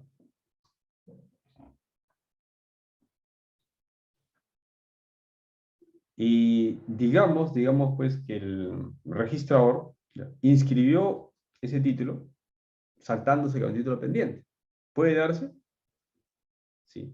Pero en esos casos, el registrador que tenía la primera competencia y que le correspondía calificar, en estos casos puede hacer la corrección. ¿Cómo es eso? Pero esa corrección hay que informar al superior jerárquico, ¿no? Y al titular de derecho perjudicado, ¿no? Entonces, en principio, hay una prohibición de inscripción de títulos incompatibles, ¿ya? Y también lo otro es que, ¿qué pasa pues si por error se inscribió un título, ¿no? Hay un título pendiente, pero el registrador lo inscribió por error. Lo que dice el reglamento es que en esos casos hay que pedir la rectificación. Hay que ponerle pues lo que corresponde al primer título que se ha presentado. ¿Alguna pregunta señor, hasta aquí? ¿Alguna pregunta? Bien, vamos a ver un poco acerca de inscripciones. Acuérdense ustedes que habíamos conversado en la primera clase sobre el sistema registral peruano, ¿no? Y ahí hemos dicho nosotros que es un sistema causalista. ¿Y por qué es causalista? Porque el asiento debe expresar necesariamente el acto jurídico, de donde emana pues directa e inmediatamente el derecho escrito. Y también se recalca en el reglamento que la inscripción no convalida los actos que sean nulos o anulables, ¿no? Un momentito, por favor.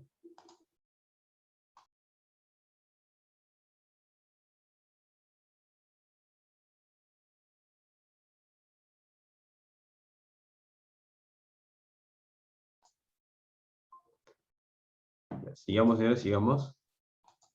Entonces, hemos hablado acerca de las inscripciones. Hemos dicho nosotros que en el Perú las inscripciones registrales no son convalidantes. A ver, un ejemplo, imaginemos que Ada le vende un inmueble a Lucía, pero tiene un vicio esa escritura pública, ¿no? Ese acto jurídico. Y el Poder Judicial lo declara nulo. El hecho que se haya inscrito esa compra-venta a favor de Lucía no significa que, es decir, que esté todo saneado, ¿no? Si el error está presente, también se puede pedir pues, la nulidad del título y su cancelación del asiento. Es por ello es importante, reitero, que en el asiento registral aparezca pues, el acto jurídico donde emana pues, directo e inmediatamente el hecho inscrito. Y el mismo que deberá constar en el correspondiente título. Eso de ahí, reitero, va conforme al sistema causal. ¿No? Dice además que la inscripción no convalida los actos que sean nulos o anulables con arreglo a las disposiciones vigentes.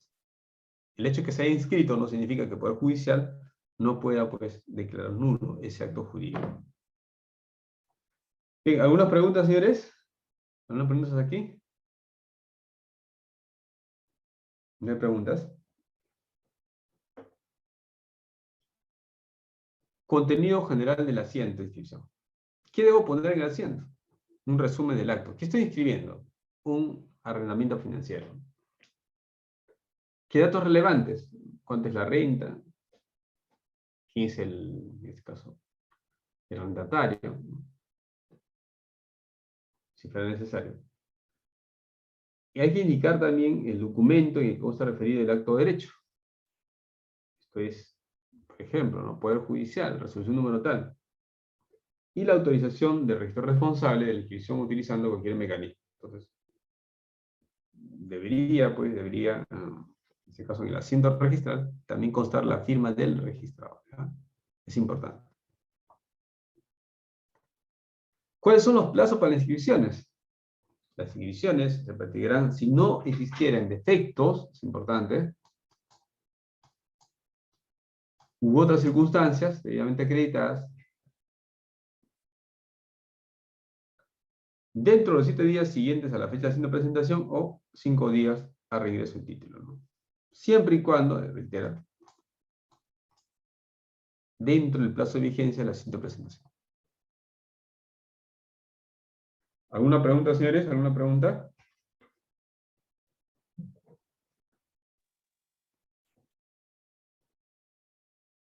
Vamos a hablar acerca de la anotación de inscripción. El registro ya calificó, ¿ya? Y ha inscrito el título, ¿no?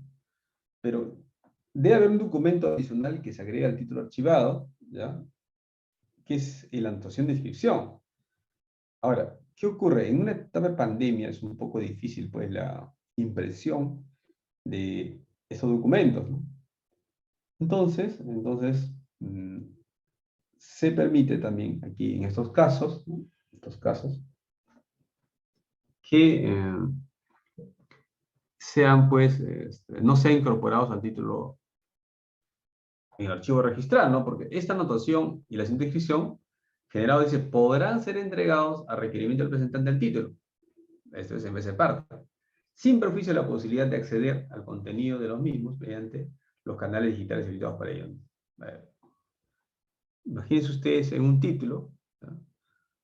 Ustedes entran al siglo y pueden descargar, pues, tranquilamente, pues, la información de la partida registrada, ¿no? Anotación de inscripción. Entonces, ¿por qué debería presentarse, subirse necesariamente, pues, al archivo? Y ya era innecesario. Por eso dice que la anotación y el asiento de presentación, la anotación y el asiento de inscripción generados podrán ser entregados a requerimiento del presentante del título, sin perjuicio de la posibilidad de acceder al contenido mediante canales digitales habilitados. ¿Alguna pregunta, señores? ¿Alguna pregunta? ¿No hay preguntas?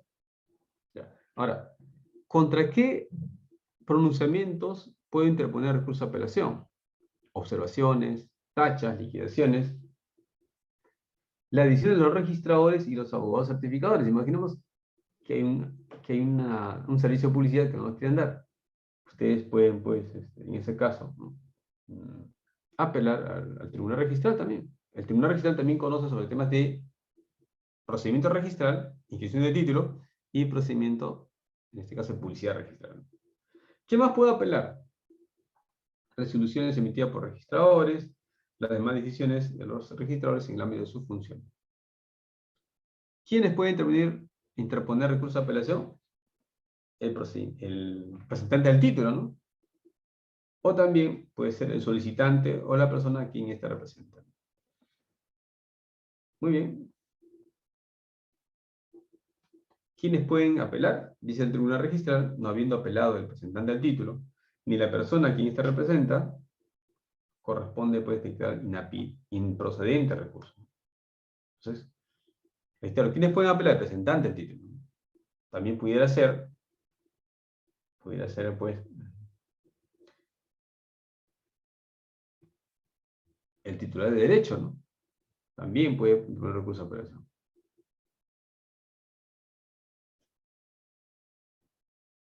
¿Alguna pregunta, señor, hasta aquí? ¿Alguna pregunta? ¿No hay preguntas? ¿Hasta cuándo puedo apelar? A ver, ¿quién me dice? ¿Hasta cuándo yo puedo apelar? ¿Qué dice Jessica? ¿Hasta cuándo se puede apelar?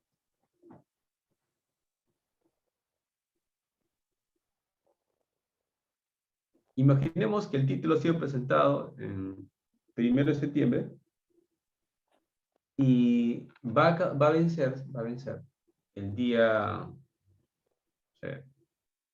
30 de noviembre, por ejemplo. Pregunta, ¿hasta cuándo puede apelar esa persona? 3 días, doctor. La apelación lo puede realizar hasta el último día de vigencia de la haciendo presentación. ¿Ya? Sino que el registrador sí tiene un plazo para enviar el título. Entonces, ¿hasta cuándo puedo apelar? Hasta el último día. Si hoy día vence mi título, hoy día pudiera apelar. ¿Ya? ¿Está claro, señores?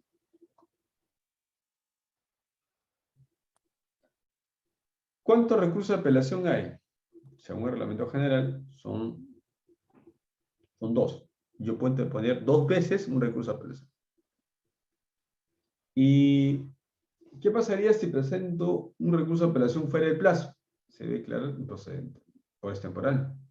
Extemporáneo. Así es.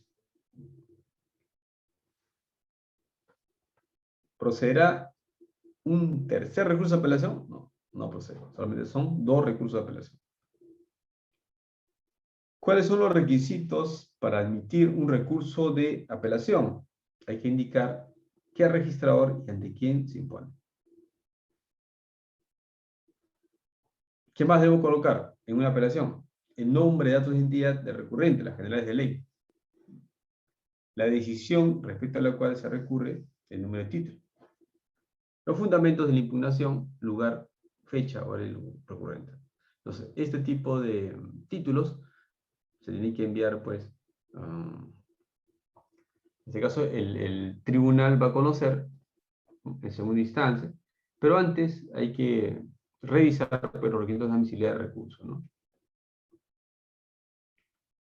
Acá está, lo dice el tribunal registral, miren, es inadmisible el recurso de apelación si no se cumple con subsanar la presentación de los requisitos establecidos, el artículo 145 del Reglamento General.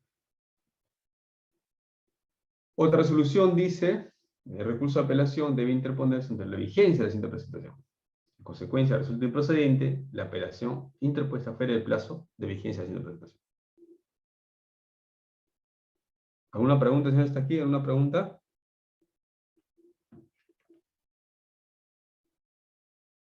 ¿No hay preguntas?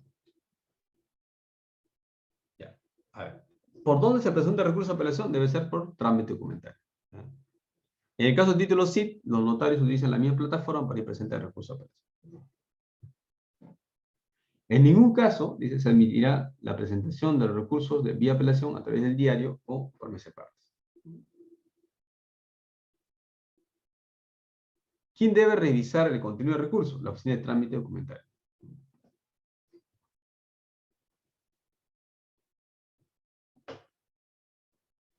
¿Y qué pasaría si no se cumplen los requisitos que establece la norma para un recurso de apelación?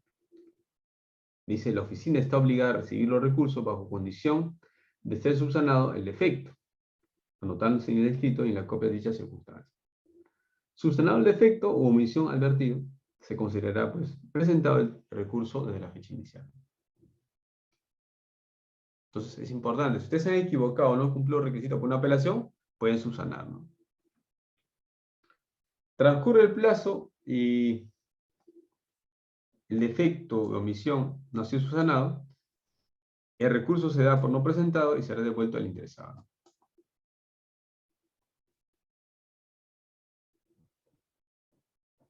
¿Alguna pregunta, señores, hasta aquí?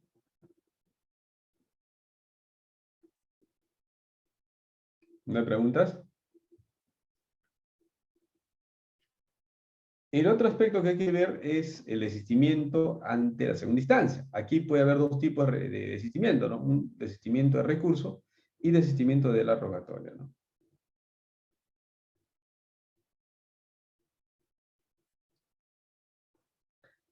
¿Qué va a pasar si me estoy desistiendo del recurso de apelación?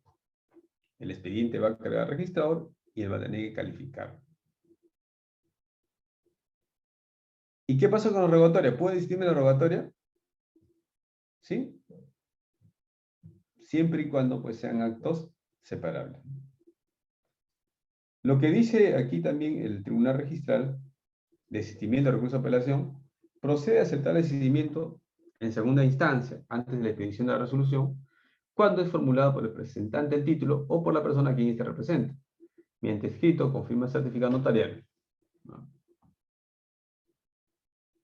¿Cómo se hace el desistimiento en segunda instancia? El desistimiento hay que hacerlo mediante escrito, con firma legalizada notarialmente, y solo procederá cuando se informe antes de expedirse la resolución respectiva. Si el notario es el apelante, ahí no corresponde la legalización de la firma. ¿Cuáles son los efectos de este desistimiento? El desistimiento pone fin al procedimiento registral únicamente cuando se trata del desistimiento total del rogatorio. Entonces, cuando es desistimiento total, ya no va a continuar. Si fuera un desistimiento, en este caso, ¿no? Total derogatoria, ahí sí pone el fin al procedimiento, ¿no? Pero si fuera un desistimiento parcial, en esos casos continuaría el procedimiento. Entonces puede haber dos tipos de desistimiento. ¿Recuerden eso? El desistimiento sobre recurso o también sobre rogatoria, ¿no?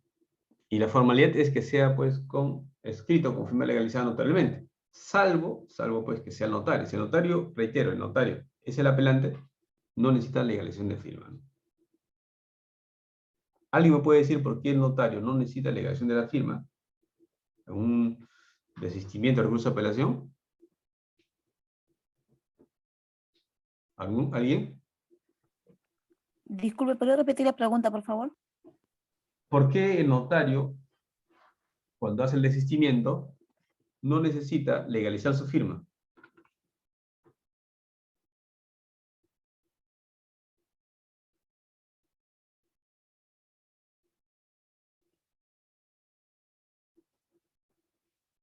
¿Por qué, señores?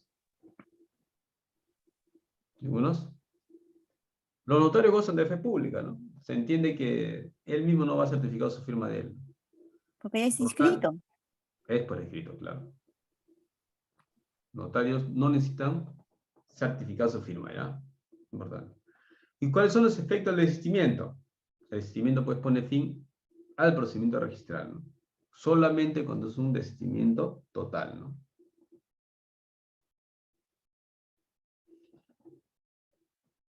¿Qué hace el registrador con el recurso de apelación? Debe remitirlo pues al tribunal registral, ¿no?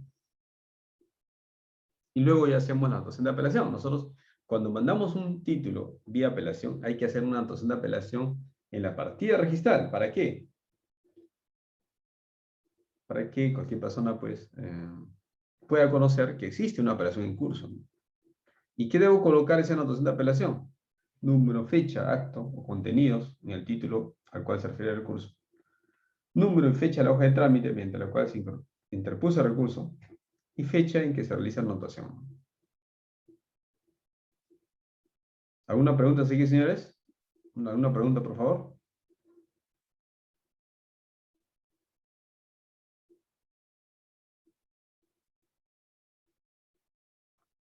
Muy bien, si no hay preguntas, vamos a hablar un poco acerca de los precedentes de observancia obligatoria. Mire, en el caso del derecho registral, cuando uno quiere aprender derecho registral, no basta conocer sus normas registrales, ¿no? No basta leerse el Código Civil y otras normas. También complementan para calificación registral los precedentes de observancia obligatoria. ¿Y por qué lo llaman precedentes de observancia obligatoria? Porque sale publicado en el peruano y en ese momento, pues al día siguiente, ya obliga a todos los registradores, ¿no? Entonces, son precedentes de observancia obligatoria los acuerdos adoptados por el Tribunal Registral y que establecen criterios de interpretación. Mientras no sean expresamente modificadas o dejados sin efecto. Es decir, ¿hasta cuándo va a estar vigente el precedente? Hasta que no sea revocado, no sea modificado o precisado por una norma. Los criterios reiterados existentes en la resolución del tribunal son sometidos a consideración del pleno registral para su eventual aprobación, como precedentes de observancia obligatoria. Para tal efecto, un criterio convierte en reiterado cuando sea asumido por más de 2 resoluciones por una sala, ¿no? Y la presidencia del tribunal es responsable pues, de la implementación de un sistema que identifique claramente las materias, ¿no?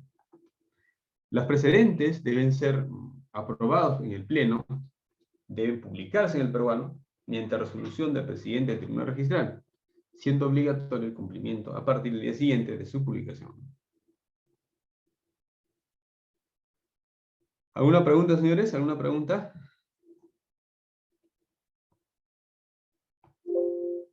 ¿No hay preguntas?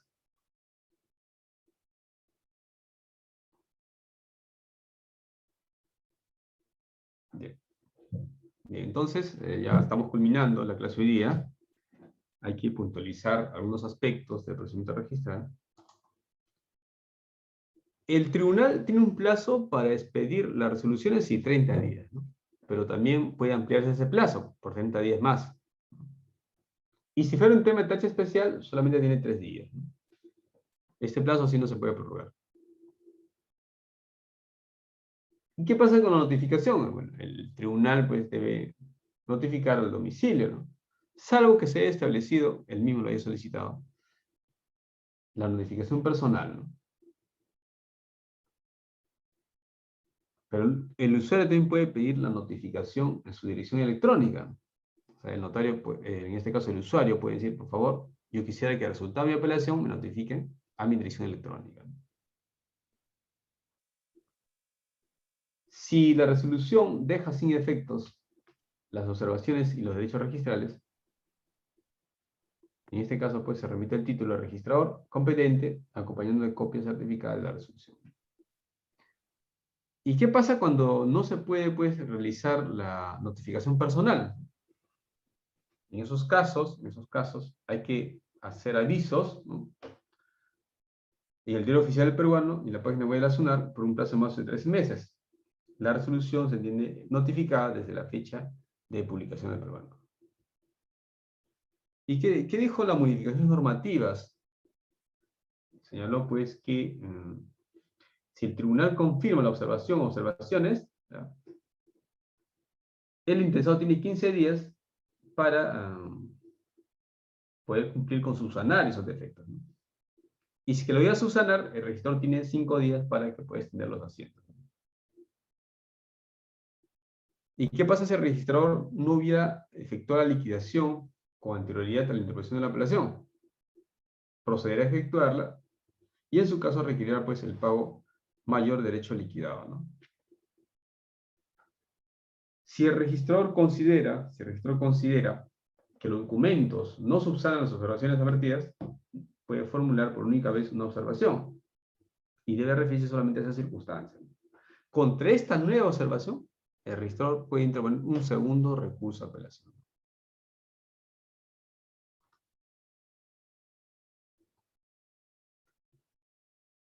¿Qué dice el 164 del reglamento? Dice, en los casos que proceda la impugnación judicial de la resolución del tribunal registral, el asiento de presentación se mantiene vigente por el plazo de 15 días, al previsto normativamente, ¿no? Entonces, en este caso, tendríamos que ver, pues, luego de los 3 meses y 15 días, recién ahí podemos decir que ya este título procede, pues, la tacha por procesal, ¿no?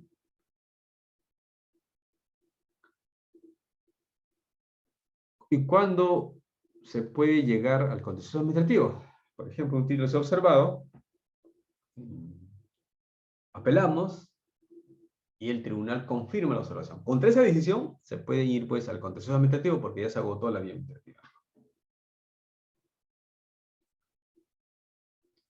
La vigencia de la siguiente presentación dice, no impide la inscripción de títulos ulteriores incompatibles, siempre y cuando pues se extiende error carece gravamen, es una anotación indicando que dicha inscripción está supeditada a los efectos de la sentencia que ampare la demanda anotada dentro del plazo. Una vez que se anota la demanda o se vence el plazo, caduca el asiento de presentación y se procede a hacer la tacha respectiva, ¿no? Operada la caducidad del plazo de vigencia, sin haberse efectuado la anotación de demanda, el registrador procederá a levantar la anotación de apelación, así como la anotación aludida en el segundo párrafo. Como ustedes se habrán dado cuenta, existe un procedimiento bastante largo en segunda instancia, ¿no?, para la ejecución de la resolución judicial, en este caso el tribunal registral, ¿no? ¿Y quién ejecuta la resolución? La hace el registrador, ¿no? Si el tribunal ordena la inscripción y si los derechos se encuentran pagados, el registrador tiene 2 días para inscribirlo. Y si son actos complejos, se necesitará pues 10 días desde la recepción de la resolución. ¿Cómo es el trámite? Mire, el tribunal notifica al usuario. Una vez que recepciona el cargo el tribunal registral, recién, con ese cargo, recién puede mandar el expediente al registrador, y de ahí recién el registrador puede ejecutar la resolución. Si es que no envían la resolución, el registrador no va a poder ejecutar.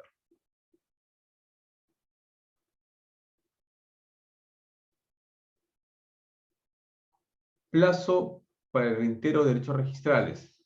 Miren.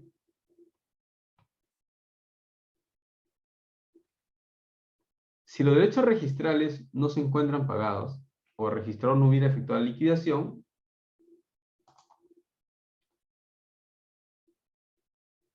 el interesado tiene 10 días desde la notificación de requerimiento para cumplir con el reintegro exclusivo, ¿no? Es decir, no se había pagado derechos completos y en este caso, pues, hay 10 días para que el usuario pueda hacer el pago, ¿no? Una vez que se hace reintegro, el registrador tiene 5 días para extender los asientos de inscripción, si no se hubiera efectuado el reintegro de los 10 días señalados, ¿no? Aquí tenemos lo que dice el Tribunal Registral. Dice, ¿cuál es el plazo para interponer el segundo recurso de apelación? El segundo recurso de apelación debe presentarse dentro de esos 5 días de notificada la primera esquela de observación, que considera no subsanadas las observaciones confirmadas o advertidas por el Tribunal Registral. Entonces, en tal sentido, hay un plazo de 5 días para interponer un segundo recurso de apelación.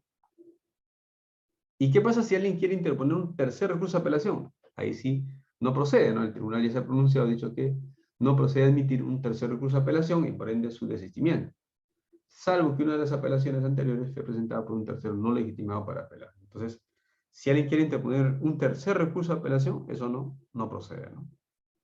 El reglamento solamente ha previsto 2 recursos de apelación. Bien, señores, entonces hemos visto el procedimiento registral. Ustedes habrán visto que es un procedimiento bastante extenso, hay muchos supuestos, hay tachas especiales, tachas sustantivas, tachas procesales, tacha por resistimiento.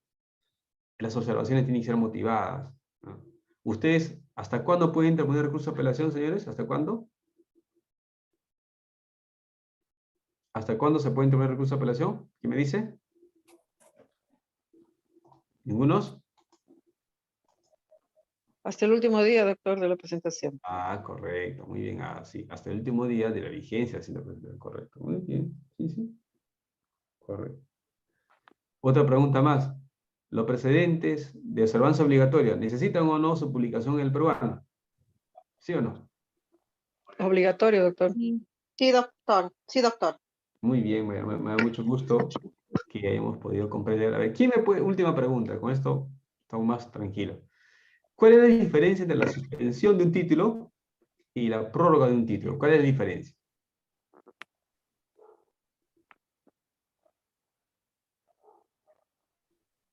¿Son lo mismo? ¿Es lo mismo la suspensión que una No es, prórroga?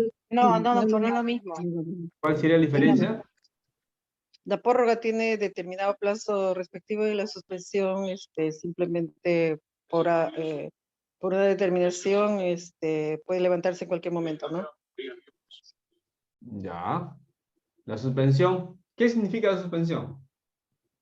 ¿Los plazos corren o no corren con la suspensión de un título? Sí, los plazos corren, doctor. Ya. Con la prórroga no. Ya. Ah, mire, cuando se suspende un título, se queda paralizado, ¿no? Los plazos no corren, no se puede, inclusive cuando ustedes subsanan, el documento no lo va a llegar al registrador porque tiene que levantarse previamente a la suspensión. ¿Qué significa suspender? Significa que el título se va a detener en el tiempo.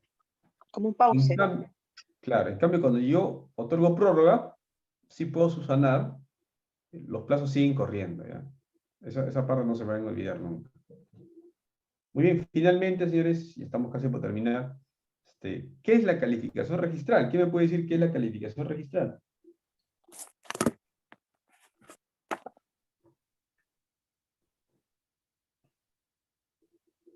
¿Qué es la calificación registral, señores? Por favor.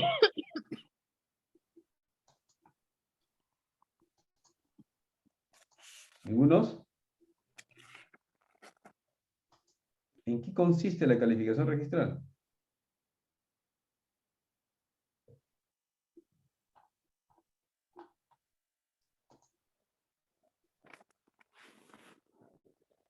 Calificación registral es lo mismo que hace el juez también hace calificación registral, el funcionario administrativo también hace calificación registral.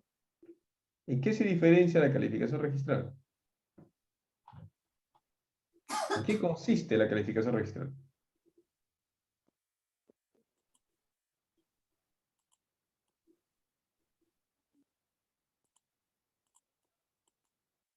Viene a ser la calificación que hace el registrador respecto al cumplimiento de todos los requisitos para poder ejecutar su labor. Ya. La calificación es examinar, ya, revisar los documentos que se ingresan llamados títulos y comprende dos aspectos. Un aspecto externo, vamos a ver las formalidades, y un aspecto interno, ¿no? El aspecto interno, efectivamente ahí vamos a ver la validez del acta, ¿no? Bien. Muy bien, señores. Mire, quería encontrar una resolución que estábamos buscando. Bien, esta resolución es muy interesante contra el bloqueo. Dice lo siguiente.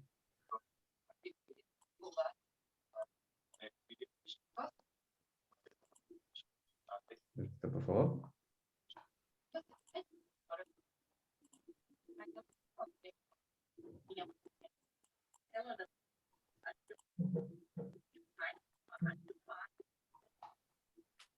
Vamos a ver un ratito.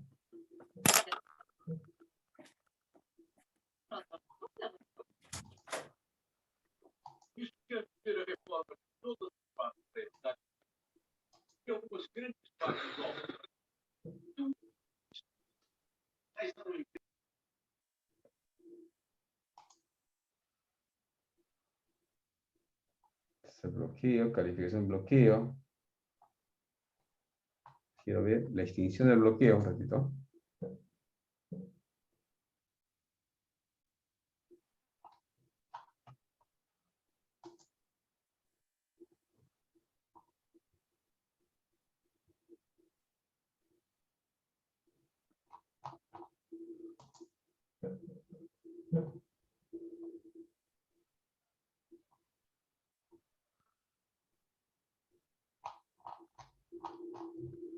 Está.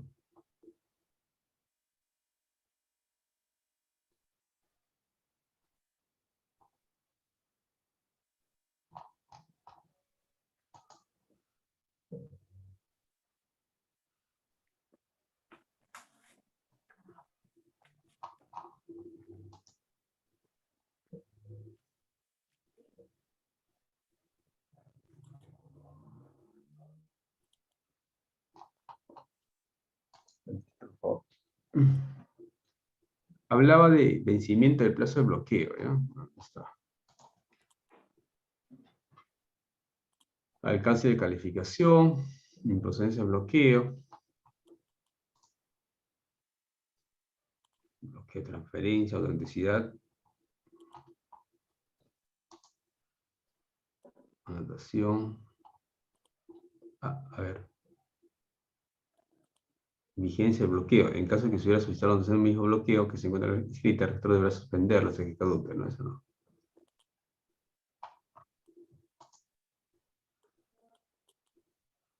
Ya, acá miren, esta resolución les puede ayudar, la 3378-2019, ¿no? Dice, levantamiento de anotación de bloqueo, dice, ¿no? En aplicación del artículo 94, 103 del reglamento de registros públicos, procede el levantamiento de anotación de bloqueo, cuyo plazo de vigencia ha caducado, sin perjuicio de considerar extinguido de pleno derecho a la vigencia de la hacienda. Entonces, esto es una resolución del año 2019, ¿no? Vamos a verlo, a ver, por qué lo habían apelado. Vamos a ver. Dice, a ver, mediante el título de apelación se solicita el levantamiento del bloqueo. ¿Ya? Aquí dice, registro Pedro de Callao, ¿no? Se presentó solicitud de levantamiento de anotación de bloqueo, de fecha 12 de julio, subida por Alberto Inostroza, representado por Vicente, con documento tal, y cuya firma es certificada por notario de Lima. O sea, hay una solicitud, ¿ya?, que están pidiendo, ¿ya? El registro público lo observó, dice, ¿no?, lo tachó, dice, ¿no?, entre el título tal solicitó el levantamiento del bloqueo. Al respecto, dice que cabe indicar que quien solicita el levantamiento del bloqueo es Vicente Guamán, en representación de Juan Alberto. No es beneficiario del bloqueo. O sea, él dice, ¿no?, ¿por qué está pidiendo, pues, a alguien que no es beneficiario del bloqueo, ¿no? Los beneficiarios del bloqueo son Norma Samaniego y su cónyuge Cipriano, quienes no solicitan el levantamiento del bloqueo. Téngase presente, conforme al artículo B del 6 de Decreto Ley 828, el bloqueo puede levantarse si lo solicita el contratante o los contratantes. En este sentido, la solicitud de levantar el bloqueo deviene improcedente, por lo que se procede al tache del título. Pero claro, el registrador no dice acá, pues, no se pronuncia acerca del vencimiento, que ya venció el bloqueo hace tiempo, ¿no? Entonces lo que dice el apelante dice, no, el artículo 6 del decreto ley establece que la caducidad del bloqueo opera automáticamente, ¿no?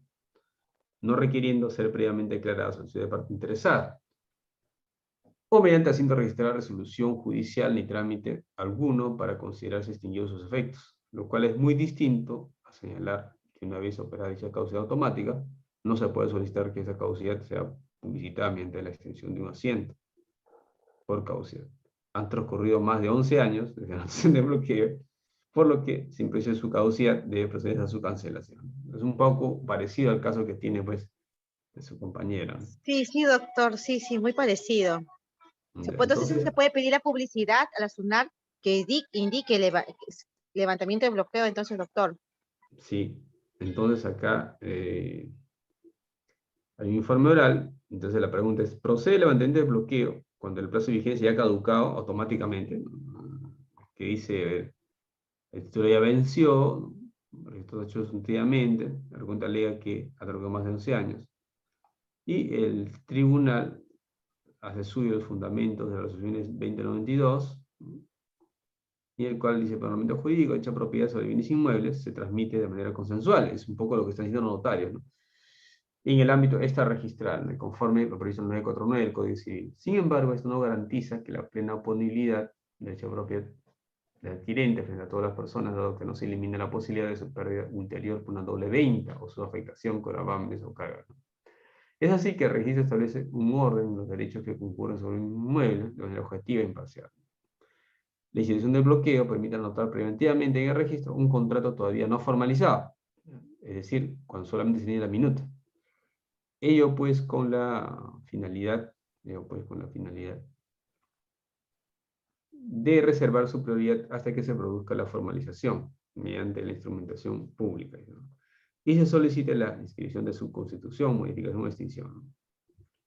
Puede apreciarse que el efecto principal del bloqueo, según el artículo 126 del reglamento, es que durante el plazo del mismo no se inscriba o anote preventivamente algún acto o contrato, es lo que decíamos, ¿no? Durante su plazo, pero si está fuera de su plazo, no habría problema, ¿no?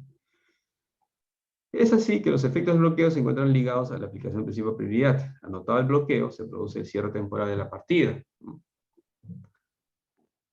El artículo 6 regula las causales de caducidad del bloqueo. Caducará automáticamente en el plazo establecido, ¿no? En tal sentido, ante dicho término, solo caducarán 7 casos. Se inscribe el contrato en materia de bloqueo o cuando sea ordenado judicialmente, ¿no? Y citan por el artículo 94, que habíamos conversado con ustedes, le hemos citado, en el cual dice pues que se produce la caducidad o anotación preventiva por ante de la ley o por el transcurso del tiempo previsto en ella. Entonces, en lo que corresponde a la extinción del bloqueo, el artículo 2, en el plazo de caducidad de las anotaciones de bloqueo. El bloqueo tiene una vigencia de 60 días hábiles contados de la anotación. En tal sentido, siendo que el plazo de bloqueo está establecido en la ley 18278, se tiene que transcurrir 60 días hábiles desde la anotación. El asiento queda extinguido de pleno derecho, sin perjuicio que puede extenderse su cancelación.